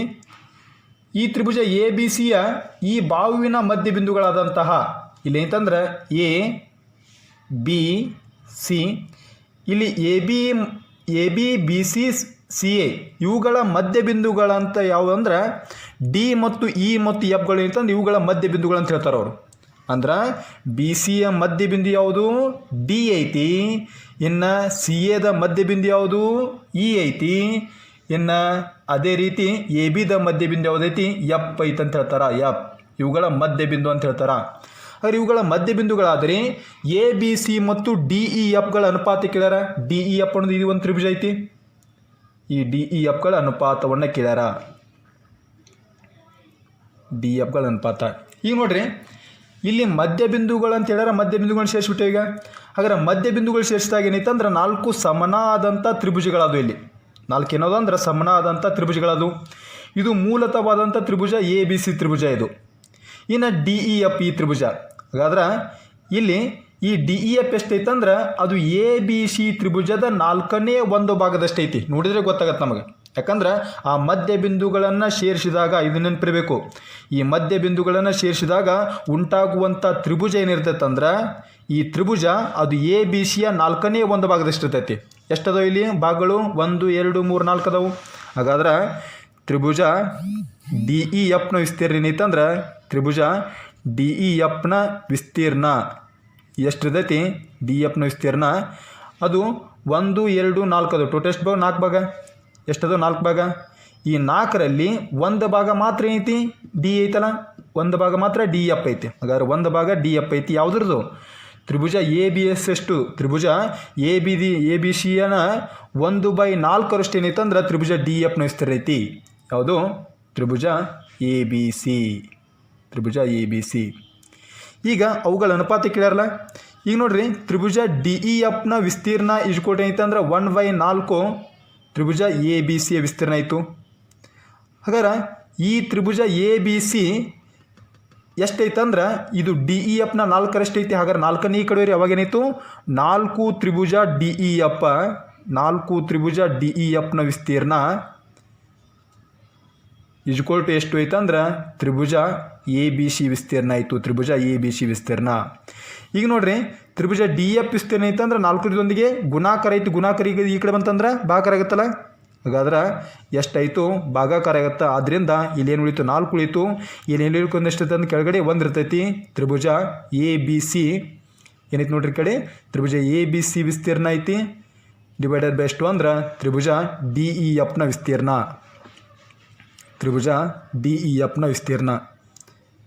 ತ್ರಿಭುಜ ಡಿ ಇ ಎಫ್ನ ವಿಸ್ತೀರ್ಣ ಬರಿಬೋದಲ್ಲ. ಹಾಗಾದ್ರೆ ತ್ರಿಭುಜ ಎ ಬಿ ಸಿ ವಿಸ್ತೀರ್ಣ ಅನುಪಾತ ತ್ರಿಭುಜ ಡಿ ಎಫ್ನ ವಿಸ್ತೀರ್ಣ ಎಷ್ಟು ಅಂದ್ರೆ 4:1. ಸರಿಯಾಗಿ ನೋಡಬೇಕಿಲ್ಲ, ಅನುಪಾತಗಳು ಕನ್ಫ್ಯೂಸ್ ಆಗ್ತಾವೆ. 1:4 ಅಂತ ಬರಿತೀರಿ ನೀವು. ಅದು 1:4 ಸರಿ ಉತ್ತರಲ್ಲ. ಯಾಕಂದ್ರೆ ಫಸ್ಟಿಗೆ ಕೇಳಿದ್ದೆ ಅವ್ರು ಕೇಳ್ಯಾರ ತ್ರಿಭುಜ ಎ ಬಿ ಸಿ ಕೇಳ್ಯಾರ ಅವರು. ತ್ರಿಭುಜ ಎ ಬಿ ಸಿ ಮತ್ತು ಡಿ ಎಫ್ನ ಅನುಪಾತ ಕೇಳಿದಂದ್ರೆ 4:1 ಅಂತ ಹೇಳಬೇಕು. ಅದೇ ಅಕಸ್ಮಾತ್ ಡಿ ಎಫ್ ಮತ್ತು ಎ ಬಿ ಸಿ ಅನುಪಾತ ಕೇಳಿದಂದ್ರೆ 1:4 ಆಗುತ್ತಾ. ಈಗ ಯಾವುದಾಗುತ್ತದು 4:1 ಆಯಿತು. ಯಾವುದು ಮೊದಲು ತ್ರಿಭುಜ ಎ ಬಿ ಸಿ ವಿಸ್ತೀರ್ಣ ಕೇಳಾರ, ತ್ರಿಭುಜ ಎ ಬಿ ಸಿ ವಿಸ್ತೀರ್ಣ ಅನುಪಾತ ತ್ರಿಭುಜ ಡಿ ಎಫ್ನ ವಿಸ್ತೀರ್ಣ ಕೇಳಾರ. ಎಷ್ಟಾಗುತ್ತದು 4:1 ಆಗುತ್ತೆ. ಹಾಗಾದರೆ ಇದನ್ನು ಹೆಂಗೆ ಪ್ರೂವ್ ಮಾಡ್ತೀರಿ ಸರ್ ಅಂತ ಕೇಳಿದ್ರೆ ನಾವು ಪ್ರೂವ್ನು ಕೂಡ ಮಾಡ್ಬೋದು. ಯಾವ ರೀತಿ ಮಾಡ್ಬೋದು, ಇಲ್ಲೈತಂದ್ರೆ ಈ ತ್ರಿಭುಜ ಮತ್ತು ಈ ತ್ರಿಭುಜಗಳೇನದು ಅಂದ್ರೆ ಅವುಗಳು ಸಮನಾಗಿರ್ತಾವೆ. ಅಂದ್ರೆ ಸಮನಾಗಿರಲ್ಲ, ಏನಾಗಿರ್ತಾವೆ ಅಂದ್ರೆ ಸಮರೂಪಿಗಳಾಗಿರ್ತಾವೆ. ಎರಡು ತ್ರಿಭುಜಗಳೇನಿರ್ತಾವೆ ಅಂದ್ರೆ ಸಮರೂಪಿಗಳಾಗಿರ್ತಾವೆ. ಯಾವ ತ್ರಿಭುಜ? ತ್ರಿಭುಜ ಎ ಬಿ ಸಿ ಮತ್ತು ತ್ರಿಭುಜ ಡಿ ಇ ಎಫ್ಗಳು ಏನಿತ್ತಂದ್ರೆ ಸಮರೂಪಿಗಳಾಗಿರ್ತಾವೆ. ಯಾಕಂದ್ರೆ ಆ ಮಧ್ಯಬಿಂದುಗಳನ್ನು ಸೇರಿಸುವಂಥ ರೇಖೆಗಳು ಏನಾಗಿರ್ತಾವೆ ಅಂದ್ರೆ ಮಧ್ಯಬಿಂದುಗಳನ್ನು ಸೇರಿಸುವಂಥ ರೇಖೆಗಳಿಂದ ಉಂಟಾದಂಥ ತ್ರಿಭುಜ ಅದು ಸಮರೂಪಿಯಾಗಿರ್ತೈತಿ. ಅದರಿಂದ ತ್ರಿಭುಜ ಎ ಬಿ ಸಿ ಸಮರೂಪಿ ತ್ರಿಭುಜ ಡಿ ಇ ಎಫ್ ಆಯಿತು. ಆ ಸಮರೂಪಿ ತ್ರಿಭುಜಗಳ ವಿಸ್ತೀರ್ಣಗಳ ಅನುಪಾತ ಅವುಗಳ ಅನುರೂಪ ಬಾಹುಗಳ ವರ್ಗಗಳ ಅನುಪಾತಕ್ಕೆ ಸಮ ಆಯ್ತಂತ ನಾವು 10ನೇ ತರಗತಿಯಲ್ಲಿ ಒಂದು ಪ್ರಮೇಯ ಬರ್ತೈತಿ. ಯಾವುದಂದ್ರೆ ವಿಸ್ತೀರ್ಣಗಳ ಪ್ರಮೇಯ ಹೇಳುತ್ತಾ. ವಿಸ್ತೀರ್ಣಗಳ ಪ್ರಮೇಯ ಎರಡು ಸಮರೂಪ ತ್ರಿಭುಜಗಳ ವಿಸ್ತೀರ್ಣಗಳ ಅನುಪಾತವು ಅವುಗಳ ಅನುರೂಪ ಬಾಹುಗಳ ವರ್ಗಗಳ ಅನುಪಾತಕ್ಕೆ ಸಮ ಆಯ್ತು ಅಂತ ಹೇಳ್ತಾರೆ. ಹಾಗಾದ್ರೆ ಅವುಗಳ ಅನುರೂಪ ಬಾಹು ಯಾವ್ದು ತೆಗೆದುಕೊಳ್ಳಿ. ಈಗ ಬಿ ಸಿ ಅನ್ನೋದು ಅದು ಅನುರೂಪ ಬಾಹು. ತ್ರಿಭುಜ ಎ ಬಿ ಸಿದು ಒಂದು ಬಾಹು ಯಾವುದೈತಿ? ಬಿ ಸಿ ಐತಿ. ಹಾಗಾದ್ರೆ ಬಿ ಸಿಗೆ ಅನುರೂಪವಾಗಿ ಡಿ ಎಫ್ನಲ್ಲಿ ಯಾವ್ದು ಬಾಹು ಐತೆ ಅಂದ್ರೆ ಇ ಎಫ್ ಅನ್ನೋದು ಐತೆ ಅಂದ್ರೆ ಅನುರೂಪ ಐತಿ ಇ ಎಫ್. ಹಾಗಾದ್ರೆ ಅವುಗಳ ಅನುರೂಪ ಬಾಹುಗಳಿಗೆ ಸಮ ಇರಲ್ಲ, ಅವುಗಳ ಅನುರೂಪ ಬಾಹುಗಳ ವರ್ಗಗಳ ಅನುಪಾತಕ್ಕೆ ಸಮ ಇರ್ತೈತಿ. ಅಂದ್ರೆ ಇದನ್ನು ವರ್ಗ ಮಾಡ್ಕೊಳ್ಳೋಣ. ಏನೈತಂದ್ರೆ ಇವುಗಳ ವರ್ಗಗಳ ಅನುಪಾತಕ್ಕೆ ಇವುಗಳ ವಿಸ್ತೀರ್ಣಗಳ ಅನುಪಾತ ಸಮ ಇರುತ್ತಾ. ಈಗ ಇಲ್ಲಿ ನೋಡ್ರಿ, ಇದು ಮಧ್ಯ ಬಿಂದುಗಳನ್ನ ಸೇರಿಸುವಂಥ ರೇಖೆ ಐತಿ. 9ನೇ ತರಗತಿಯಲ್ಲಿ ಒಂದು ಪ್ರಮೇಯ ಬರ್ತೈತಿ. ಈ ಮಧ್ಯ ಬಿಂದುವನ್ನು ಸೇರಿಸುವಂಥ ರೇಖೆ ಏನೈತಂದ್ರೆ ಅದು ಬಿ ಸಿಯ ಅರ್ಧ ಇರ್ತೈತಿ ಅಂತ ಹೇಳ್ತಾರೆ. ಬಿ ಸಿಯ ಅರ್ಧ ಇರ್ತೈತಿ. ಹಾಗಾದ್ರೆ ಈ ಬಿ ಸಿ ಆಗ್ಬೇಕೈತಂದ್ರೆ 2 ಇ ಎಫ್ ಅನ್ನು ಕೂಡಿಸಿದ್ರೆ 1 ಬಿ ಸಿಗೆ ಸಮ ಆಗುತ್ತದು. ಹಾಗಾದ್ರೆ ನಾವು ಬಿ ಸಿ ಏನೈತಂದ್ರೆ ಇ ಎಫ್ ಅನ್ನೋದನ್ನು ನಾವೇನಾಗುತ್ತದು ಬಿ ಸಿ ಅರ್ಧ ಅಂತ ಬರಿಬೋದು. ಹಾಗಾದರೆ ಬಿ ಸಿ ಏನೇನು ಬರಿಬೋದು? ಬಿ ಸಿಯನ್ನು ನಾವು 1/2 ಇ ಎಫ್ ಅಂತ ಬರಿಬೋದು. ಇದು ಬಿ ಸಿಯನ್ನು ಏನು ಬರಿಬೋದು? 2 ಇ ಎಫ್ ಅಂತ ಬರಿಬೋದು. ಏನಿದು 2 ಇ ಎಫ್. ಹಾಗಾದ್ರೆ 2 ಇ ಎಫ್ಗಳು ಶೇರ್ ಏನಾಗುತ್ತೆ ಅಂದ್ರೆ 1 ಬಿ ಸಿ ಆಗುತ್ತೆ. ಹಾಗಾದ್ರೆ ಬಿ ಸಿ ಅಂತ ಏನು ಬರಿಬೋದು ನಾವು? 2 ಇ ಎಫ್ ಅಂತ ಬರಿಬೋದು. 2 ಇ ಎಫ್. ಈ ಬಿ ಸಿ ಬದಲಾಗಿ ಏನು ತಗೋತೀನಿ ನಾನು? 2 ಇ ಎಫ್ ಅಂತ ಹಾಕ್ತೀನಿ. ಇದರ ವರ್ಗ ಡಿವೈಡರ್ ಬೈ ಎಷ್ಟೈತೆ ನೋಡ್ರಿ? ಇ ಎಫ್ ಸ್ಕ್ವೇರ್ ಐತಿ. E F square equal to ಎಷ್ಟೈತೆ ನೋಡ್ರಿ? ಈಜ್ಕೊಲ್ ಟು 2ರ ವರ್ಗ ಎಷ್ಟು? 4 ಆಯಿತು. ಇ ಎಫ್ದ ವರ್ಗ ಇನ್ನು ಡಿವೈಡ್ ಬೈ ಎಷ್ಟು? ಇ ಎಫ್ ವರ್ಗ ಐತಿ. ಇ ಎಫ್ ವರ್ಗ. ಹಾಗಾದ್ರೆ ಇ ಎಫ್ ಸ್ಕ್ವೇರ್ ಕ್ಯಾನ್ಸಲ್ ಮಾಡೋಣ. ಏನು ಉಳಿತಿಲ್ಲಿ? 4 ಉಳಿಯಿತು. ಹಾಗಾದ್ರೆ ಕೆಳಗಡೆ ಏನು ಉಳಿತು ಅಂದ್ರೆ 1 ಉಳಿಯಿತು. ಅಂದ್ರೆ ಎ ಬಿ ಸಿ ವಿಸ್ತೀರ್ಣ ಅನುಪಾತ ತ್ರಿಭುಜ ಡಿ ಇ ಎಫ್ನ ವಿಸ್ತೀರ್ಣ ಐತಂದ್ರೆ 4:1 ಅಂತ ಹೇಳ್ಬೋದು. ಬರಿಬೋದಲ್ರಿ? ತ್ರಿಭುಜ ಎ ಬಿ ಸಿ ವಿಸ್ತೀರ್ಣ ಅನುಪಾತ ತ್ರಿಭುಜ ಡಿ ಇ ಎಫ್ನ ವಿಸ್ತೀರ್ಣ. ಡಿ ಇ ಎಫ್ನ ವಿಸ್ತೀರ್ಣಗಳ ಅನುಪಾತ 4:1. ಮೇಲ್ಗಡೆ 4 ಐತಿ, ಕೆಳಗಡೆ 1 ಐತಿ. ಅಂದ್ರೆ 4:1. ಹಾಗಾದ್ರೆ ಆಪ್ಷನ್ ಯಾವ್ದು ಸರಿಯಾದ ಉತ್ತರ? ಇಲ್ಲಿ ಆಪ್ಷನ್ 3 ಐತಂದ್ರೆ ಸರಿ ಉತ್ತರ ಆಗುತ್ತೆ. 103ನೇ ಪ್ರಶ್ನೆ ಹೀಗಿದೆ. ಒಂದು ವೃತ್ತ ಕೇಂದ್ರದಿಂದ 6 ಸೆಂಟಿಮೀಟರ್ ದೂರದಲ್ಲಿ 16 ಸೆಂಟಿಮೀಟರ್ ಉದ್ದ ಇರುವ ಒಂದು ಜಾವನ್ನು ಎಳೆದಿದೆ. ಆ ವೃತ್ತದ ತ್ರಿಜ್ಯವು ಅಂತ ಕೇಳ್ಯಾರ. ಹಾಗಾದ್ರೆ ಈ ಒಂದು ಲೆಕ್ಕವನ್ನು ಬಿಡಿಸ್ಬೇಕಾಯ್ತಂದ್ರೆ ನಮಗೆ 2 ವಿಷಯದ ಬಗ್ಗೆ ಮಾಹಿತಿ ಇರಬೇಕಾಗತ್ತೆ. ಇದನ್ನು 9ನೇ ತರಗತಿಯಲ್ಲಿ ಮತ್ತು 10ನೇ ತರಗತಿಯಲ್ಲಿ ನಾವು ಕಲ್ತಿದ್ದೇವೆ. ಹಾಗಾದ್ರೆ ಏನು ಕೇಳ್ಯಾರಂದ್ರೆ ಇಲ್ಲಿ ನಮಗೇನು ಗೊತ್ತಿರಬೇಕು? ಒಂದು ವೃತ್ತ ಕೇಂದ್ರದಿಂದ ಜಾಗೆ ಎಳೆದಂತಹ ಲಂಬ ಅದು ಕನಿಷ್ಠ ದೂರವಾಗಿರ್ತೈತಿ. ಇನ್ನು ಆ ವೃತ್ತ ಕೇಂದ್ರದಿಂದ ಜಾಗೆ ಎಳೆದಂಥ ಲಂಬ ಅದು ಜಾವನ್ನು ಅರ್ಧಿಸ್ತೈತೆ ಅಂತ ಗೊತ್ತಿರಬೇಕು. ಜಾವನ್ನು ಏನು ಮಾಡ್ತೈತಿ? ಅರ್ಧಿಸ್ತೈತಿ. ಜಾವನ್ನು ಏನು ಮಾಡ್ತೈತೆ ಅಂದ್ರೆ ಅರ್ಧ ಮಾಡ್ತೈತಿ. ಹಾಗಾದ್ರೆ ಈಗ ಅದರ ದೂರ ಅಂದ್ರೆ ಅದು ಕನಿಷ್ಠ ದೂರನೇ ಇರಬೇಕದು. ವೃತ್ತ ಕೇಂದ್ರದಿಂದ ದೂರ ಅಂದ್ರೆ ಅದು ಕನಿಷ್ಠ ದೂರನೇ ಆಗಿರ್ತೈತಿ. ಆ ಕನಿಷ್ಠ ದೂರ ಏನಿರ್ತೈತೆ ಅಂದ್ರೆ ಈ ರೇಖಾಖಂಡಕ್ಕೆ ಲಂಬ ಇರ್ತೈತಿ. ಅಂದರೆ ಜಾಕ್ಕೆ ಏನಿರ್ತೈತಿ? ಲಂಬ ಇರ್ತೈತಿ. ಅದು ಜಾವನ್ನು ಏನು ಮಾಡ್ತೈತೆ ಅಂದ್ರೆ 2 ಸಮನಾದ ಭಾಗಗಳನ್ನಾಗಿ ಮಾಡ್ತೈತಿ. ಆದ್ದರಿಂದ ಎ ಬಿ ಅನ್ನೋದು 16 ಸೆಂಟಿಮೀಟ್ರ್ ಇತ್ತು. ಅದು ಪಿನಲ್ಲಿ ಕಟ್ ಮಾಡ್ತೈತಿ, ಅಂದ್ರೆ ಅರ್ಧ ಮಾಡ್ತೈತಿ. ಅರ್ಧ ಅಂದ್ರೆ ಎಷ್ಟಾಯಿತು? 16 ಅರ್ಧ 8 ಆಯಿತು. ಹಾಗಾದ್ರೆ ಬಿ ಪಿ ಎಷ್ಟೈತೆ ಅಂದ್ರೆ ಪಿ ಬಿ ಕೂಡ ಎಷ್ಟು? 8 ಸೆಂಟಿಮೀಟ್ರ್ ಆಯಿತು. ಪಿ ಬಿ ಕೂಡ 8 ಸೆಂಟಿಮೀಟರ್. ಇನ್ನು ಈ ವೃತ್ತ ಕೇಂದ್ರದಿಂದ ಈ ಒಂದು ಜಾಗ ಇರುವಂಥ ದೂರ ಎಷ್ಟೈತೆ ಅಂದ್ರೆ 6 ಸೆಂಟಿಮೀಟರ್ ಐತಿ. ಈಗ ಏನು ಕೇಳ್ಯಾರಂದ್ರೆ ಆ ಒಂದು ವೃತ್ತದ ತ್ರಿಜ್ಯ ಅಂತ ಕೇಳ್ಯಾರ. ಈಗ ಇದನ್ನು ಸೇರಿಸ್ಬಿಡೋಣ. ಈಗ ಏನಾಯಿತು, ಇದನ್ನು ಸೇರಿಸಿದಾಗ ಇದು ಒ ಬಿ ಅನ್ನೋದೈತಂದ್ರೆ ವೃತ್ತದ ತ್ರಿಜ್ಯ ಆಗತ್ತೆ. ಒ ಬಿ ಅನ್ನೋದೇನು ರೀ ವೃತ್ತದ ತ್ರಿಜ್ಯ. ಇದೇನೈತಂದ್ರೆ ಒಂದು ಲಂಬಕೋನ ತ್ರಿಭುಜ. ಇದು ಎಂಥ ತ್ರಿಭುಜ ಅಂದ್ರೆ ಒಂದು ಲಂಬಕೋನ ತ್ರಿಭುಜ ಉಂಟಾಗೈತಿ. ಈ ಲಂಬಕೋನ ತ್ರಿಭುಜ ಉಂಟಾಗೈತಿ. ಇಲ್ಲಿ ಪೈಥಾಗೋರಸ್ ನಿಯಮ ಹೇಳ್ತಾನಂದ್ರೆ ಒಂದು ಲಂಬಕೋನ ತ್ರಿಭುಜದಲ್ಲಿ ವಿಕರ್ಣದ ಮೇಲಿನ ವರ್ಗವು ಉಳಿದೆರಡು ಬಾಹುಗಳ ವರ್ಗಗಳ ಮೊತ್ತಕ್ಕೆ ಸಮನಾಗಿರುತ್ತದೆ ಅಂತ ಹೇಳ್ತಾರೆ. ಒಂದು ಲಂಬಕೋನ ತ್ರಿಭುಜದಲ್ಲಿ ವಿಕರ್ಣದ ಮೇಲಿನ ವರ್ಗ ಉಳಿದೆರಡು ಬಾಹುಗಳ ವರ್ಗಗಳ ಮೊತ್ತಕ್ಕೆ ಸಮ ಇರ್ತೈತೆ ಅಂತ ಹೇಳ್ತಾರೆ. ಹಾಗಾದ್ರೆ ಇಲ್ಲಿ ಯಾವುದು ವಿಕರ್ಣ, ಯಾವುದು ಒ ಬಿ ಅನ್ನೋದು ಏನಂತಂದ್ರೆ ವಿಕರ್ಣ ಐತೆ, ಹೌದಲ್ಲ. ಒ ಬಿ ಅನ್ನೋದು ವಿಕರ್ಣ ಅಂದ್ರೆ ವಿಕರ್ಣದ ವರ್ಗ ಅಂದ್ರೆ ಒ ಬಿ ಸ್ಕ್ವೇರ್ ಆಯಿತು, ಒ ಬಿ ಸ್ಕ್ವೇರ್. ಇನ್ನು ಆ ವಿಕರ್ಣದ ವರ್ಗ ಉಳಿದೆರಡು ಬಾಹುಗಳ ವರ್ಗಗಳ ಮೊತ್ತಕ್ಕೆ ಸಮ ಅಂತ ಹೇಳ್ತಾರೆ. ಉಳಿದೆರಡು ಬಾಹುಗಳು ನೋಡ್ರಿ, ಒ ಪಿ ಮತ್ತು ಏನಿತ್ತಂದ್ರೆ ಬಿ ಪಿಗಳು ಉಳಿದೆರಡು ಬಾಹುಗಳದಾವು. ಹಾಗಾದ್ರೆ O P square plus B P ಅಥವಾ ಪಿ ಬಿ ಸ್ಕ್ವಯರ್ಗೆ ಸಮ ಇರುತ್ತಾ. ಅಂದ್ರೆ ವಿಕರ್ಣದ ಮೇಲಿನ ವರ್ಗ ಒಂದು ಲಂಬಕೋನ ತ್ರಿಭುಜ ಐತಿ. ಒ ಪಿ ಬಿ ಅನ್ನೋದು ಒಂದು ಲಂಬಕೋನ ತ್ರಿಭುಜ, ಪಿ ಅನ್ನೋದು ಏನಂತಂದ್ರೆ ಒಂದು ಲಂಬಕೋನ ಐತಿ. ಹಾಗಾದ್ರೆ ಈ ಒಂದು ಲಂಬಕೋನ ತ್ರಿಭುಜದಲ್ಲಿ ವಿಕರ್ಣದ ವರ್ಗ ಅಂದ್ರೆ ಒ ಬಿ ಸ್ಕ್ವೇರ್ ಆಯಿತು. ಇನ್ನು ಉಳಿದೆರಡು ಬಾಹುಗಳ ವರ್ಗಗಳನ್ನು ಮೊತ್ತ ಅಂದ್ರೆ O P square plus P B square. ಉಳಿದೆರಡು ಬಾಹುಗಳ ವರ್ಗಗಳ ಮೊತ್ತಕ್ಕೆ ಸಮನಾಗಿರ್ತೈತಿ ಯಾವುದು, ವಿಕರ್ಣದ ವರ್ಗ. ಈಗ ಬರೀನು O B square equal to O P ಅಂದ್ರೆ ಎಷ್ಟೈತಿ ನೋಡ್ರಿ, ಒ ಪಿ ಅಂದ್ರೆ 6 ಸೆಂಟಿಮೀಟರ್ ಐತಿ, 6ರ ವರ್ಗ ಆಯಿತು, ಪ್ಲಸ್ ಪಿ ಬಿ ಅಂದ್ರೆ ಎಷ್ಟೈತಿ 8 ಸೆಂಟಿಮೀಟರ್ ಐತಿ, 8ರ ವರ್ಗ. ಹಾಗಾದ್ರೆ O B square equal to 6ರ ವರ್ಗ ಎಷ್ಟಾಯಿತು 36 ಆಯಿತು. ಇನ್ನು 8ರ ವರ್ಗ ಎಷ್ಟಾಯಿತು 64 ಆಯಿತು. ಹಾಗಾದ್ರೆ O B square equal to 36ರಲ್ಲಿ 64ನ್ನು ಕೂಡಿಸ್ರಿ ಎಷ್ಟಾಯಿತು 100 ಆಯಿತು. ಹಾಗಾದ್ರೆ ಈ ಕಡೆನೂ ವರ್ಗ ಐತಿ ತೆಗೀನು, ಈ ಕಡೆನೂ ವರ್ಗ ತೆಗೀನು, ಅವಾಗ ಏನಾಗುತ್ತೆ ನೋಡ್ರಿ. ಹಾಗಾದ್ರೆ ಒ ಬಿದ ವರ್ಗಮೂಲ, ಒ ಬಿ ಸ್ಕ್ವೇರ್ದ ವರ್ಗಮೂಲ ಎಷ್ಟು ಅಂದ್ರೆ ಒ ಬಿ ಆಯಿತು. ಇನ್ನು 100ರ ವರ್ಗಮೂಲ ಅಂದ್ರೆ 10 ಆಯಿತು. 100ರ ವರ್ಗಮೂಲ 10. ಒ ಬಿ ಸ್ಕ್ವೇರ್ದ ವರ್ಗಮೂಲ ಒ ಬಿ ಆಯಿತು. ಇನ್ನು 100ರ ವರ್ಗಮೂಲ ಎಷ್ಟು ಅಂದ್ರೆ 10 ಆಯಿತು. 10 ಸೆಂಟಿಮೀಟರ್. ಎಷ್ಟು 10 ಸೆಂಟಿಮೀಟರ್ ಅನ್ನೋದು ಸರಿಯಾದ ಉತ್ತರ ಆಗುತ್ತೆ. ಹಾಗಾದ್ರೆ ಯಾವ್ದು ನೋಡ್ರಿ, ಆಪ್ಷನ್ನ 4 ಅನ್ನೋದೈತಂದ್ರೆ ಸರಿಯಾದ ಉತ್ತರ.